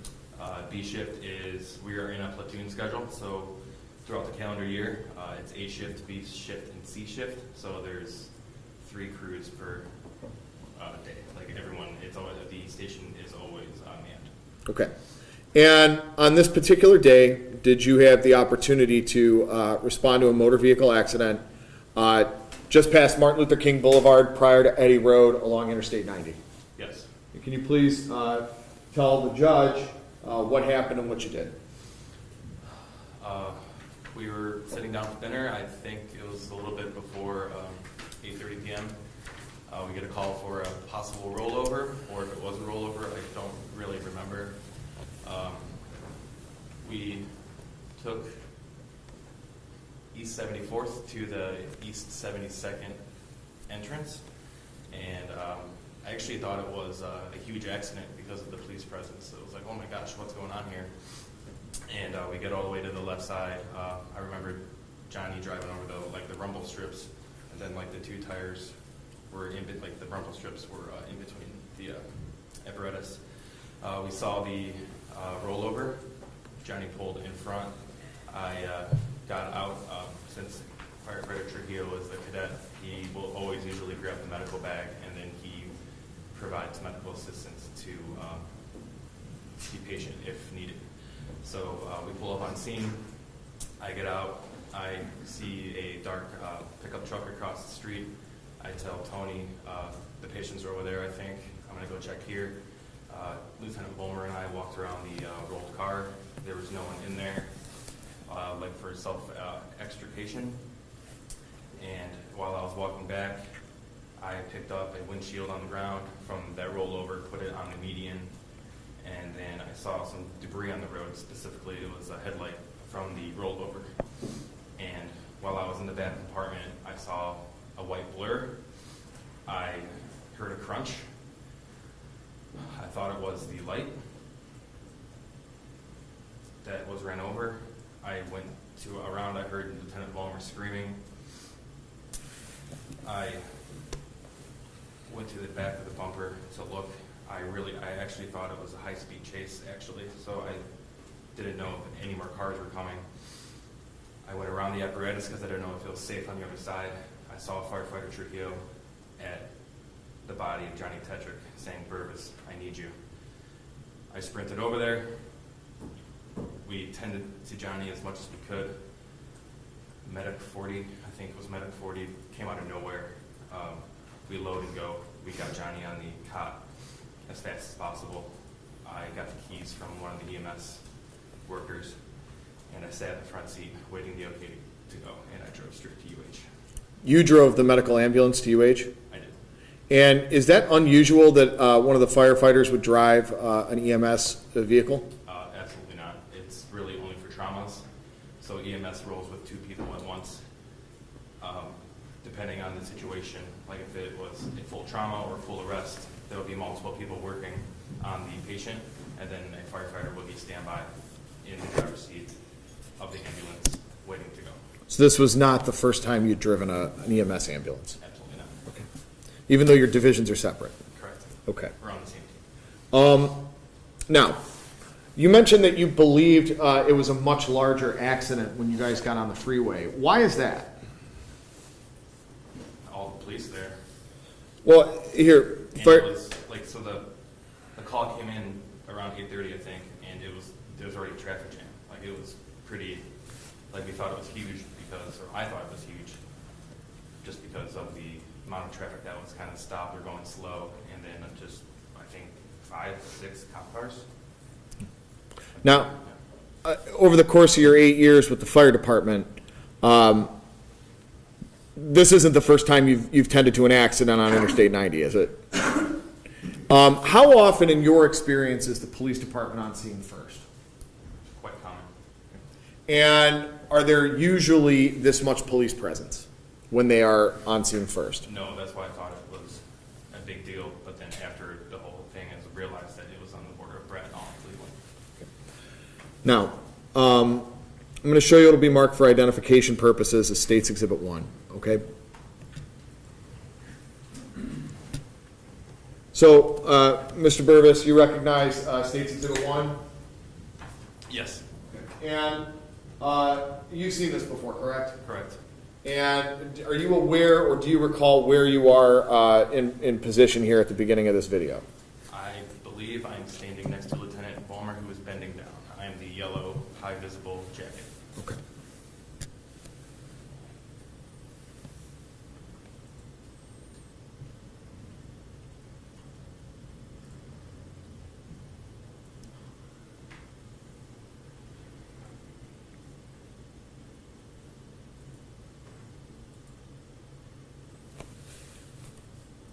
Mr. Burvis, do you recognize where you are at this time? Yes. 21 seconds into the video, where are you? I'm at the back bumper. The back bumper of the fire engine? Yes.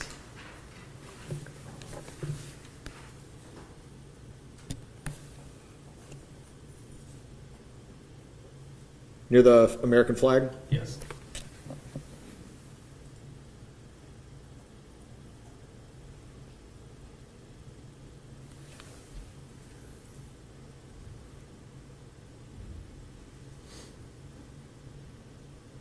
Is that you who just walked across the highway? Yes.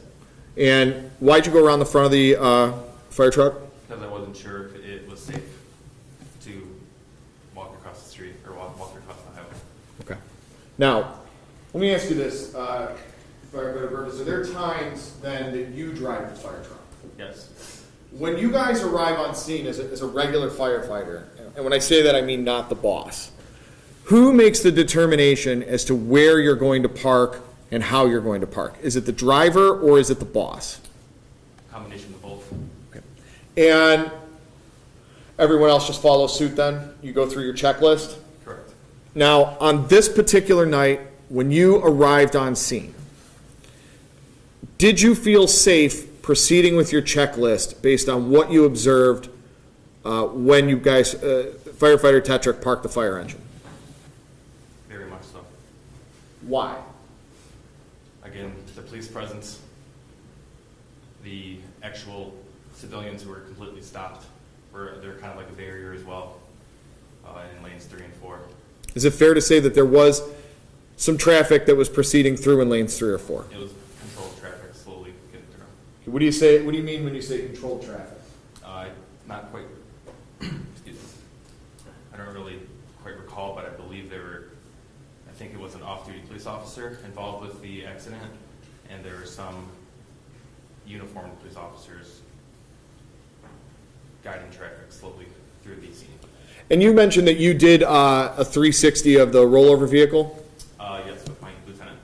And do you recall how much of the rollover vehicle was in the berm and how much was in the freeway? I'd say half and half. We walked around, so there was a space between, I believe, the bumper or the vehicle and the median. Okay. And based on your recollection, that was lane 1, correct? Yes. And was there traffic proceeding in lane 1? No. Was lane 2 obstructed by the rollover? Slightly. At that time that you guys arrived on scene and got out of the engine, there was controlled traffic. Was any of that controlled traffic in lane 2? No. Was all the controlled traffic in lanes 3 or 4? Yes. One moment, Your Honor.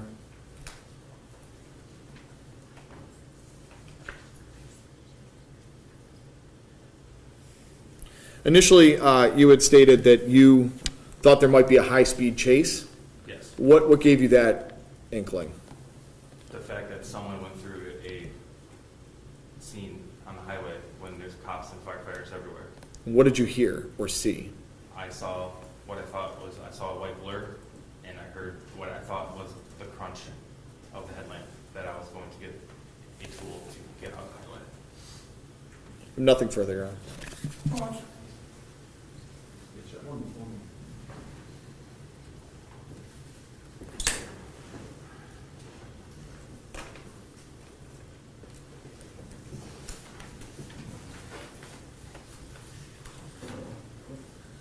Good morning.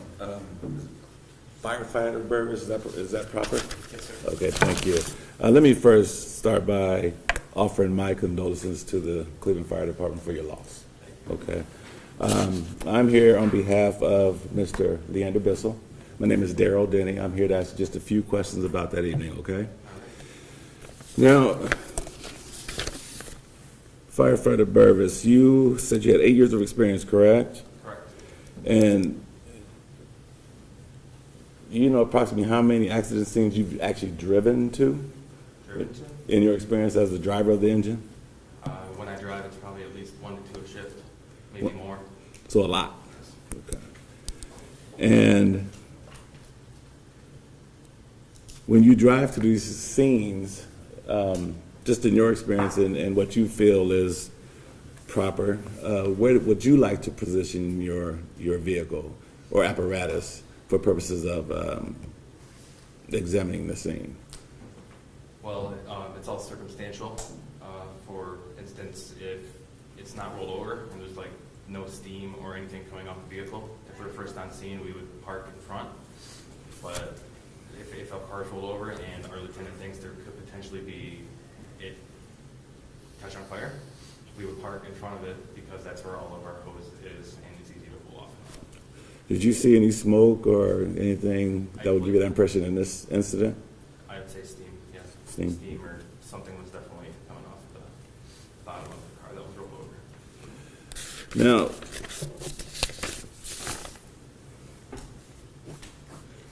I noticed you testified that you began picking up debris off the road. Was that your first task? I didn't start picking it. Oh, I picked up a windshield, yes. And where was that windshield located? Between the engine and the rollover vehicle. Now, are you familiar with the standard operating procedure prior to the changes in 2023? Are you well familiar?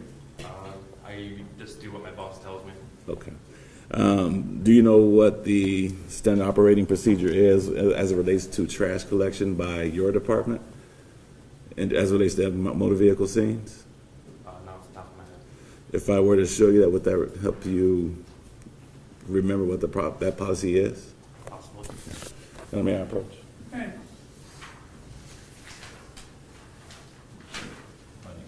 But I'm happy what's been previously identified as defense exhibit A, okay? But this is my copy. Can you first look at that, tell me if you recognize that document? I recognize this. And what do you recognize that document to be? This is the standard operating procedure number 6, And- operational procedures for motor vehicle accidents. And that was effective as of when? This says August 12th, 2016. And that procedure there was changed most recently in January of 2023, correct? Correct. All right. Now, can you just look through there and tell me what it states as it relates to how the fire department should treat an accident scene? I believe it's on the last page, if I help speed you up a little bit. Excuse me? I believe it's on the last page, if that would speed you up a little bit. Toward the bottom. What page do It's the last page. No, next to last. Next to last page, I'm sorry. Firefighter Burvis.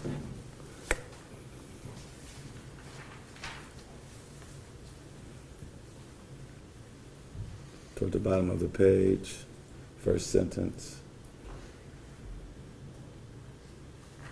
You mean after section 5? Correct. Do you see what it says that relates to how motor vehicle accidents should be treated? As in the ladder company? Yes. Yes. What does it say? The officer shall assume the role of safety officer, implementing extrication and assist the extrication. Yeah, what about the paragraph below that? Engine company duties? I just read the back one. Let me help you.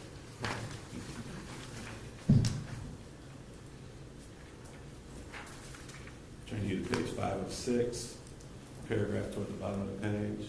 Start there. How should you treat an accident scene? Treat all MVA incidents as if it were a crime scene. And what does it say in relation to debris collection and removal?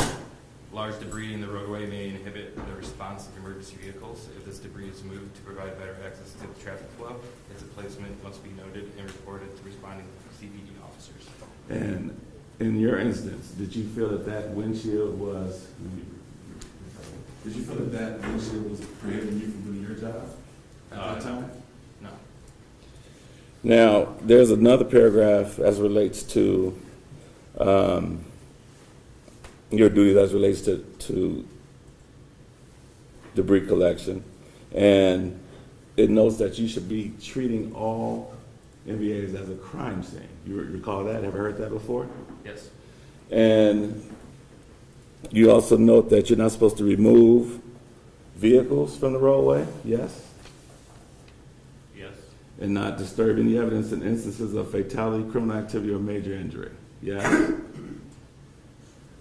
Yes. Yes. And it also notes that washing down or sweeping up the accident scene may destroy evidence, yes? Yes.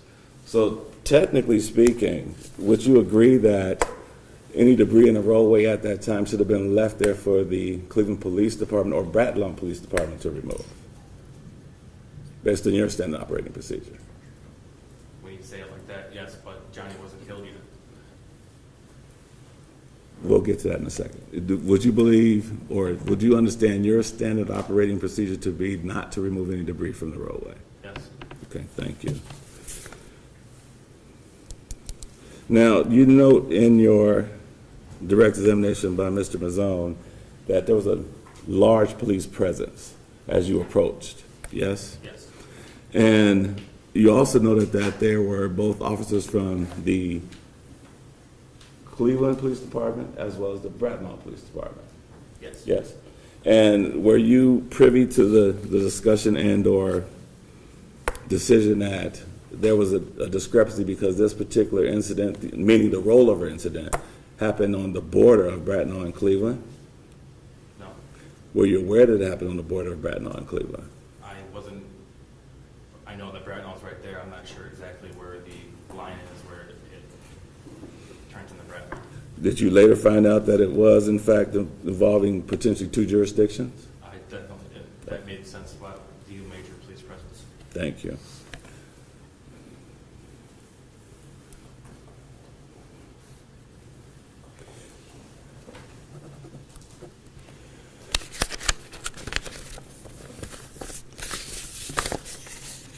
Now, since the incident in November of 2022, you note that there have been some changes to your standard operating procedure, correct?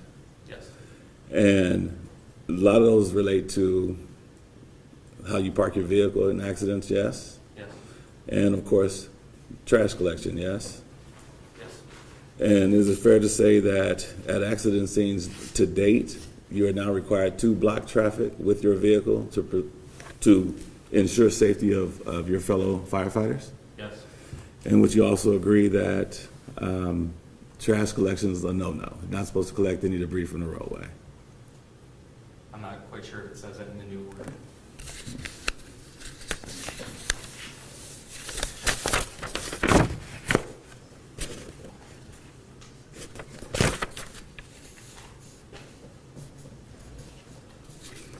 You know, I may approach him, have to mark this defensive being.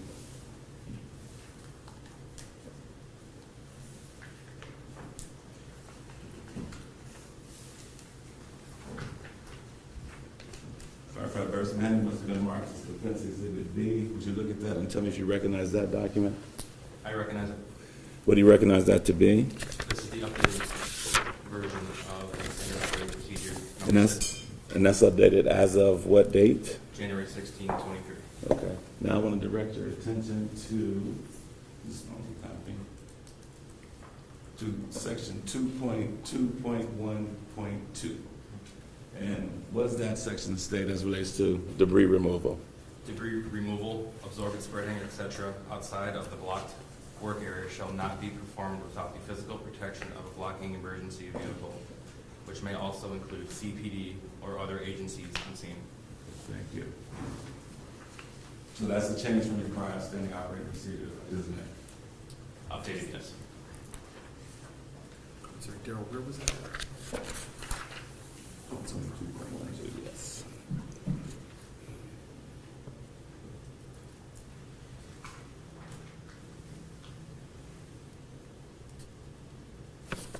One second, John.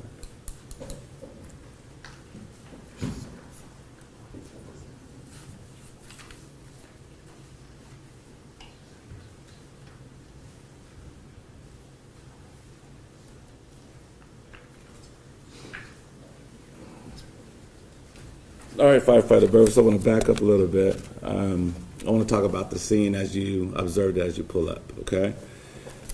Would you consider the scene back in November 19th, 2022 as a split scene?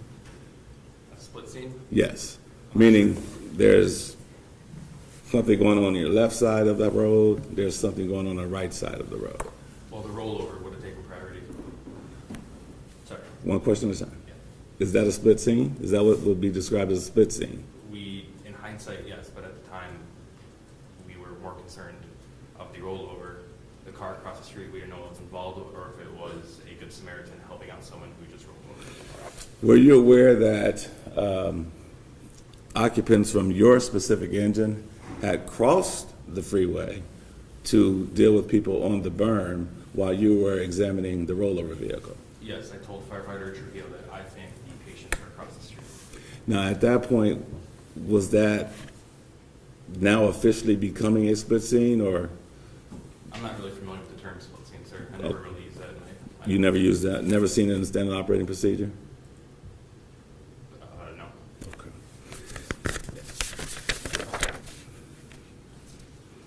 Okay. Have you ever reviewed the new standard operating procedure? Right when it came out, but I was going through a lot at the time. Oh, I understand that. I'm just asking if you ever reviewed it. Yes, once. Okay. Can I approach one more time, Your Honor? All right. One more time. Firefighter Burvis, I want to hand you what's been marked as defense exhibit B. I want to refer you to paragraph 2.2.2. Can you review that for me? You want me to read it or read out loud? Just review it first. Tell me, are you familiar with that clause?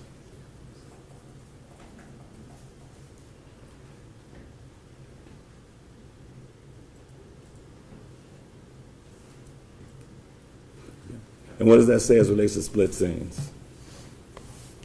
That split scenes where vehicles are spread across several lanes of traffic or over extended distances, company officers shall ensure that members do not cross lanes of traffic that have not been physically blocked. This may cause a delay in patient care for vehicles outside of the initial blocking area. Risk management principles shall be used to determine in the life hazards of patients outside of the blocking area justifies crossing lanes that have not been blocked with a physical barrier. So in essence, since the update of the SOP and the changes made to the SOP, it's now not advised for firefighter safety to cross back and forth across the highway with traffic passing through, correct? Correct. One more second, Your Honor.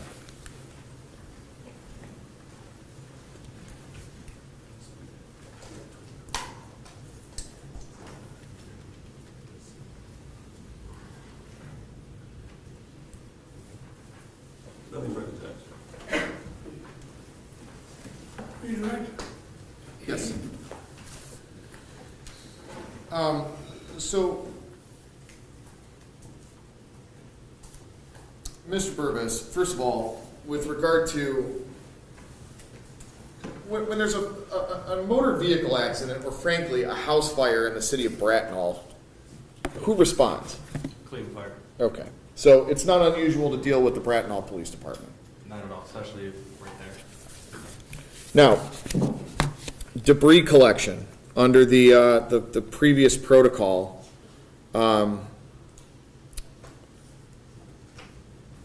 At this point in time, were you able to determine whether there was a fatality on that rollover accident?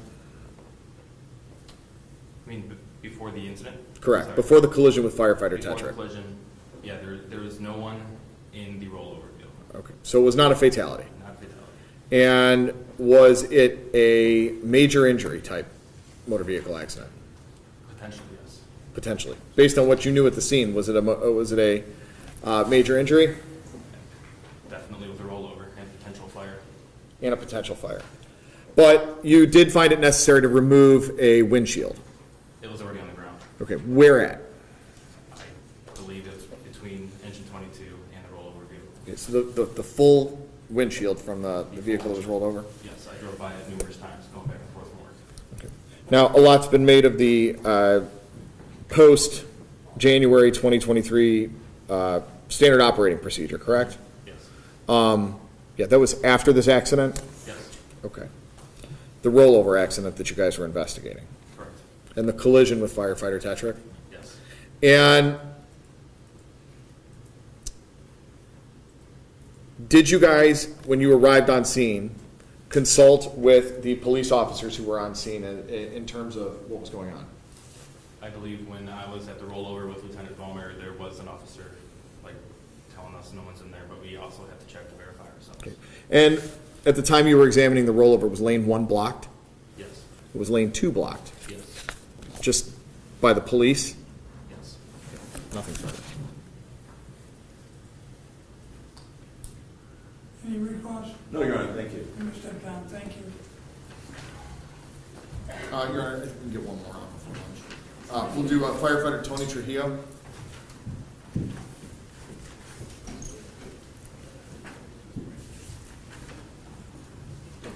can stay.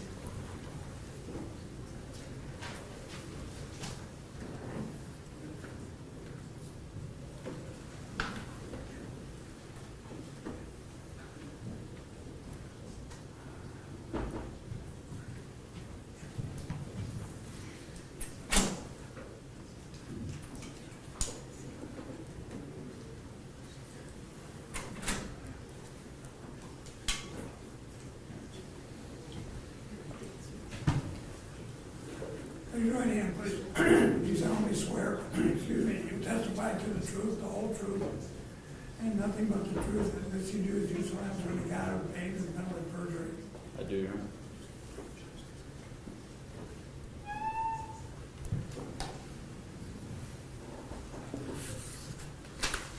Thanks, Mr. Trujillo. Just a couple of quick pieces of housekeeping. The microphone moves, but the chair doesn't. Make sure you speak slowly for the court reporter. Can you please state and spell your name? Anthony Trujillo, Trujillo. And are you employed? Yes. By whom? The city of Boone. And in what capacity? I am a firefighter.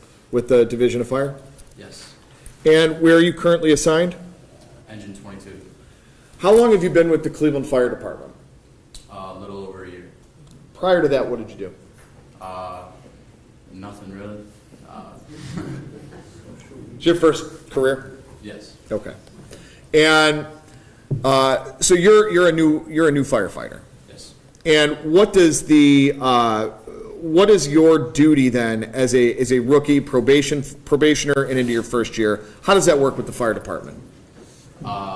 When you're new, you're just expected to work hard. You're kind of just trying to make a name for yourself, earn the respect of everyone, and just kind of do your job.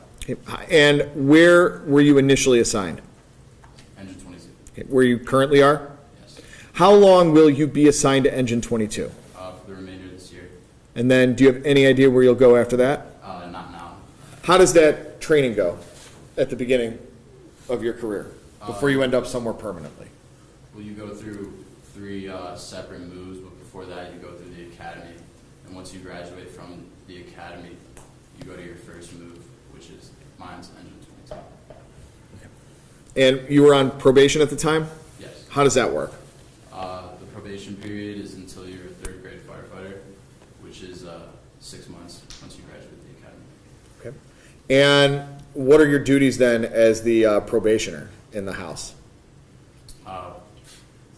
Do everything right. You're the low man on the totem pole? Yes. Okay. Now, how did you interact with the other guys at 22?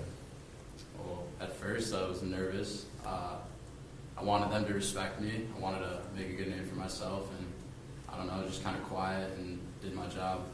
Do you recall when you started there? August 5th, I believe. So on November the 19th of 2022, you were fresh. Yep. You'd been there 3 months? Yes. Can you take us through that evening? That day was just a normal day. We were eating dinner when we got the call for the car accident. How does a call come into the firehouse? Well, we have red phones all throughout the firehouse, and when dispatch gets a call and it's in our district, then we get the call on the red phone, and you answer it. They let you know what the situation is, where you're going, and you go about it. And as the rookie firefighter, what is your job when you guys get a call? Be the first one to the phone. Don't let anyone else get there. And then take down the address and let everyone know where you're going. You announce it on the microphone and get to the rig as fast as possible. And did you receive a call on the red phone that evening? Yes. And tell us what happened. We got the call. It was MVA, I-90 East, and MLK. Possible rollover. We were all eating dinner, and we just got up after we got the call and went to the rig. So when you got to the rig, where do you sit? I sit behind the boss. Always? Yes. Why? When you're new and you're on probation, that is your spot. You are behind the boss. Mainly just to follow him and be with him and do whatever he tells you to do. Okay. So was there a discussion had about what you were going to do en route to this motor vehicle accident? Not so much en route, but when we got there and we evaluated the situation, and then we kind of knew our rules. Okay. So what was your role going to be on this particular call? First, to assess the person who was in the car accident. So that was my role, was to grab the medical bag, and since we were first on scene, EMS wasn't there yet. Life is a priority, so. Okay. So firefighter Trujillo, describe to the judge then what you observed when you guys got in the truck and approached I-90. Well, when we got onto the highway on I-90, I think it was 72nd, You could already see flashing lights, cop cars off on the left-hand side.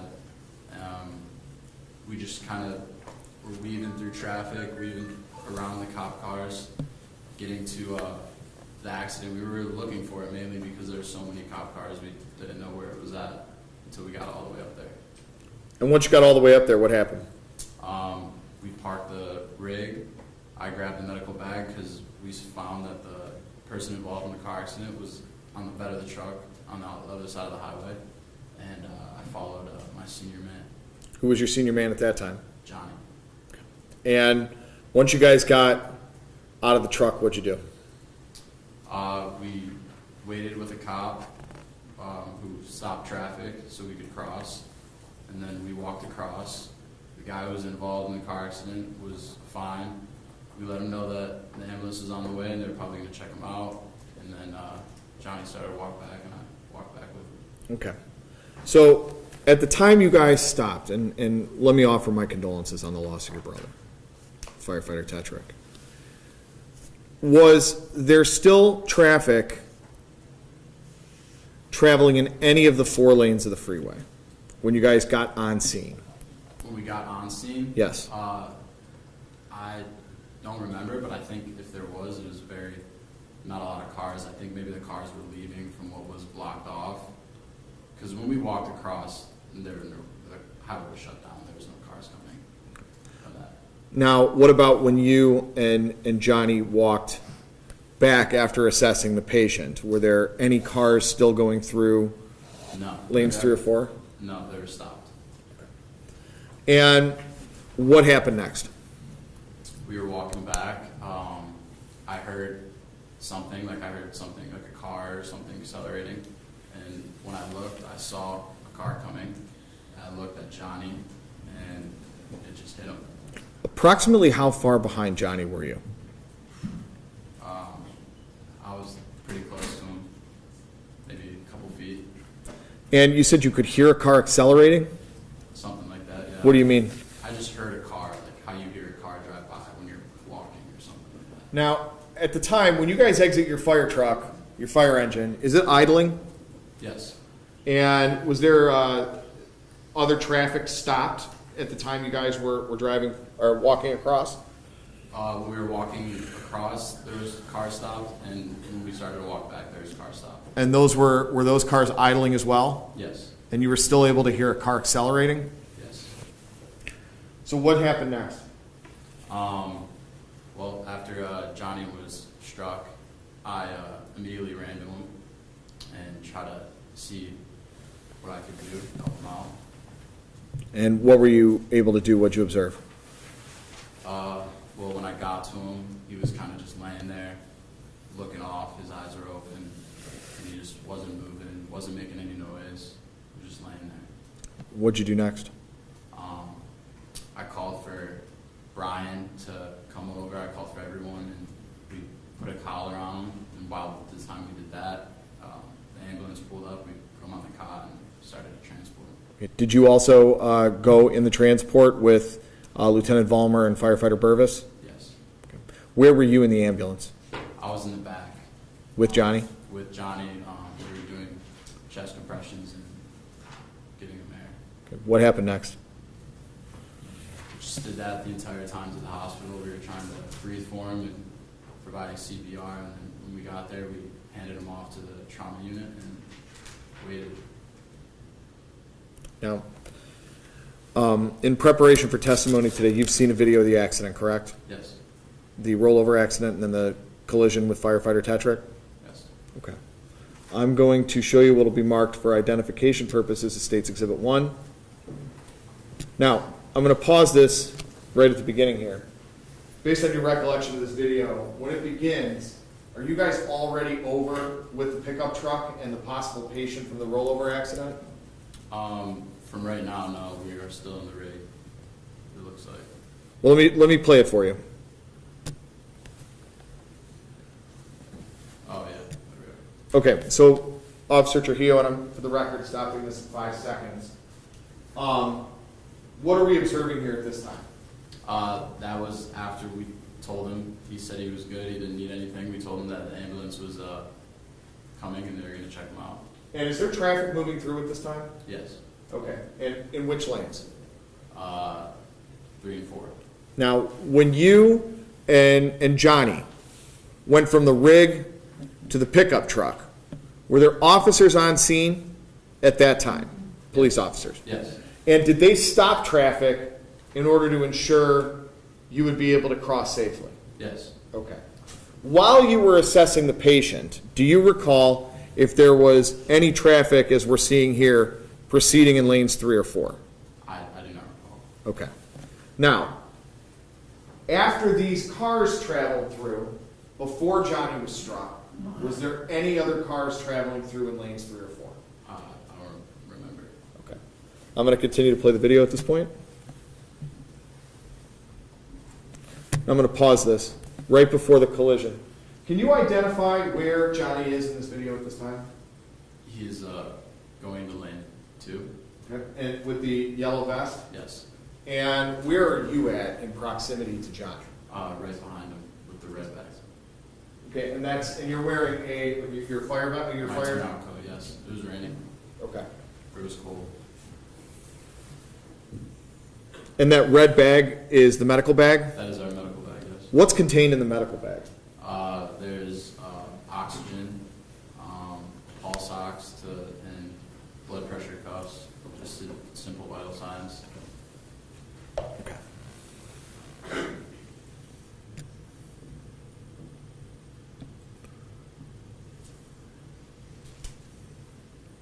So that's you running with the medical bag towards Johnny at that time? Yes.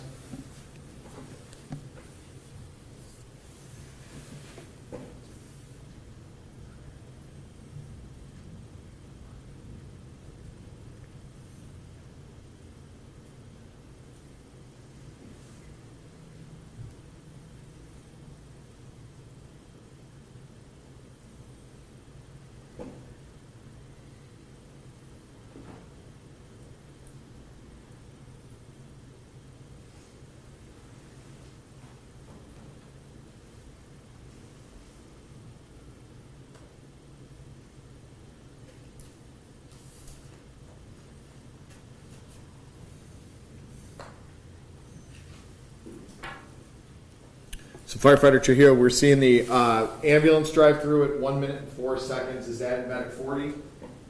I believe. And is that the ambulance that you later loaded firefighter Tetrick on and joined? Yes.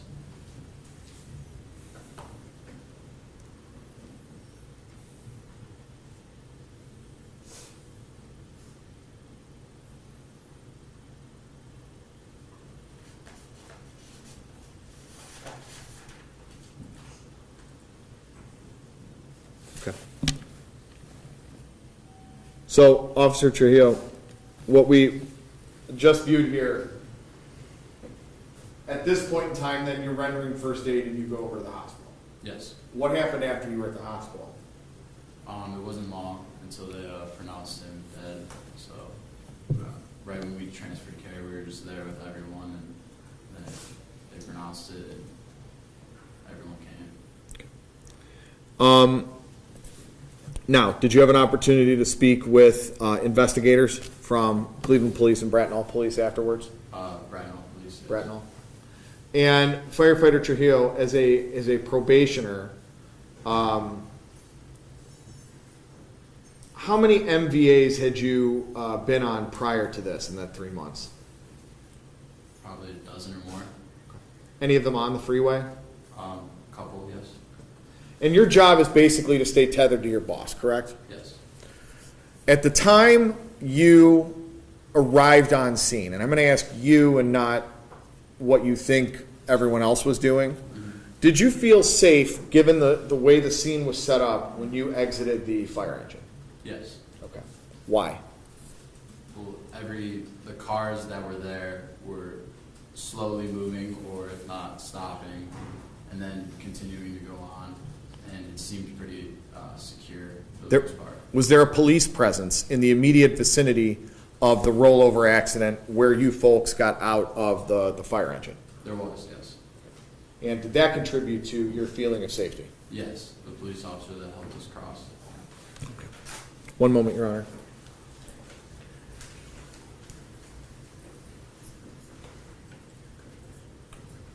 So, my last question, firefighter Trujillo. So you felt safe when you arrived on scene. In the immediate moments before the collision with Johnny, did you feel safe recrossing the highway to go back over to the rig? After we saw the two cars, or the couple of cars in the video leave, I did feel safe because the highway seemed shut down. Like cars were stopped, letting us cross. Okay, so that was the new stop line? Yes. Nothing further.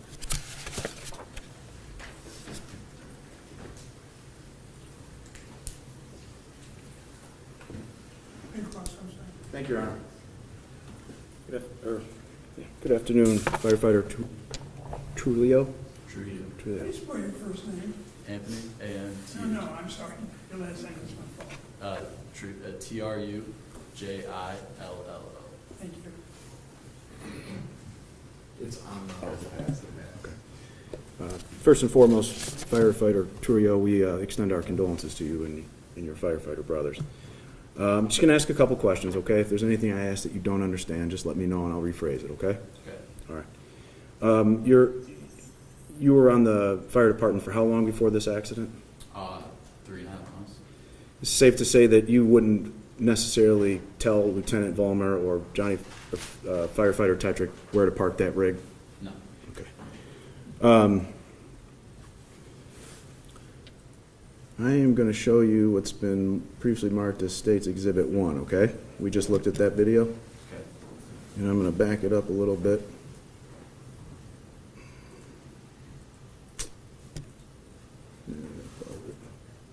Sorry, I'm not as proficient as Mr. Mazzone on this. Okay.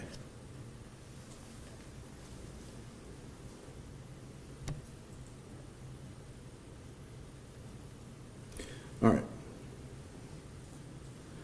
In State's Exhibit 1, as it stands right now, these vehicles on the third and fourth lanes are proceeding through the scene, correct?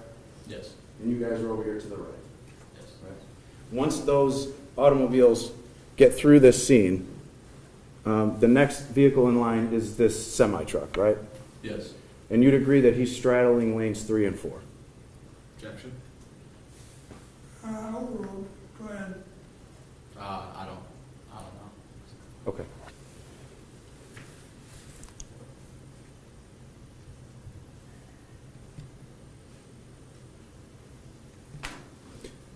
I'm going to direct your attention to the moments. I'm going to play this video. I'm going to direct your attention to the moments just before Mr. Tetrick is hit, okay? Okay.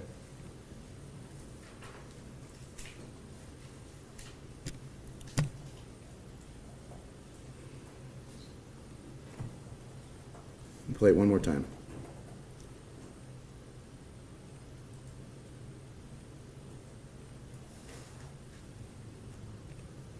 Okay, I'm stopping in here at 6 seconds into this video. At the moment just before Mr. Tetrick is hit, this semi-truck is still moving forward, correct? Yes. Okay.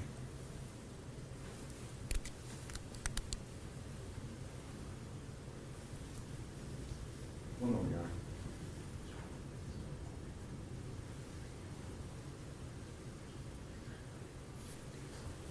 Yeah, we don't have any further questions for firefighter Trujillo. We wish you luck in your career. Thank you. Any regret? Nothing based on that. You messed up, Tom. Thank you. Yeah, we'll take a lunch break. 45 minutes, 1:15. Thanks, Your Honor.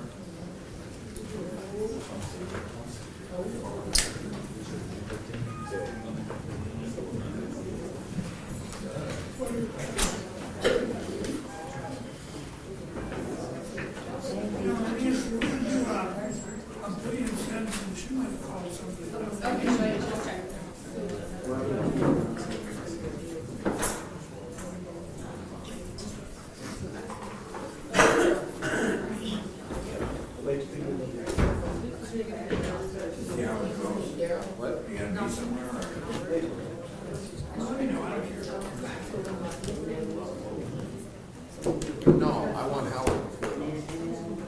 I want everybody. Hey, how many you have this afternoon? However many we can get in, Judge.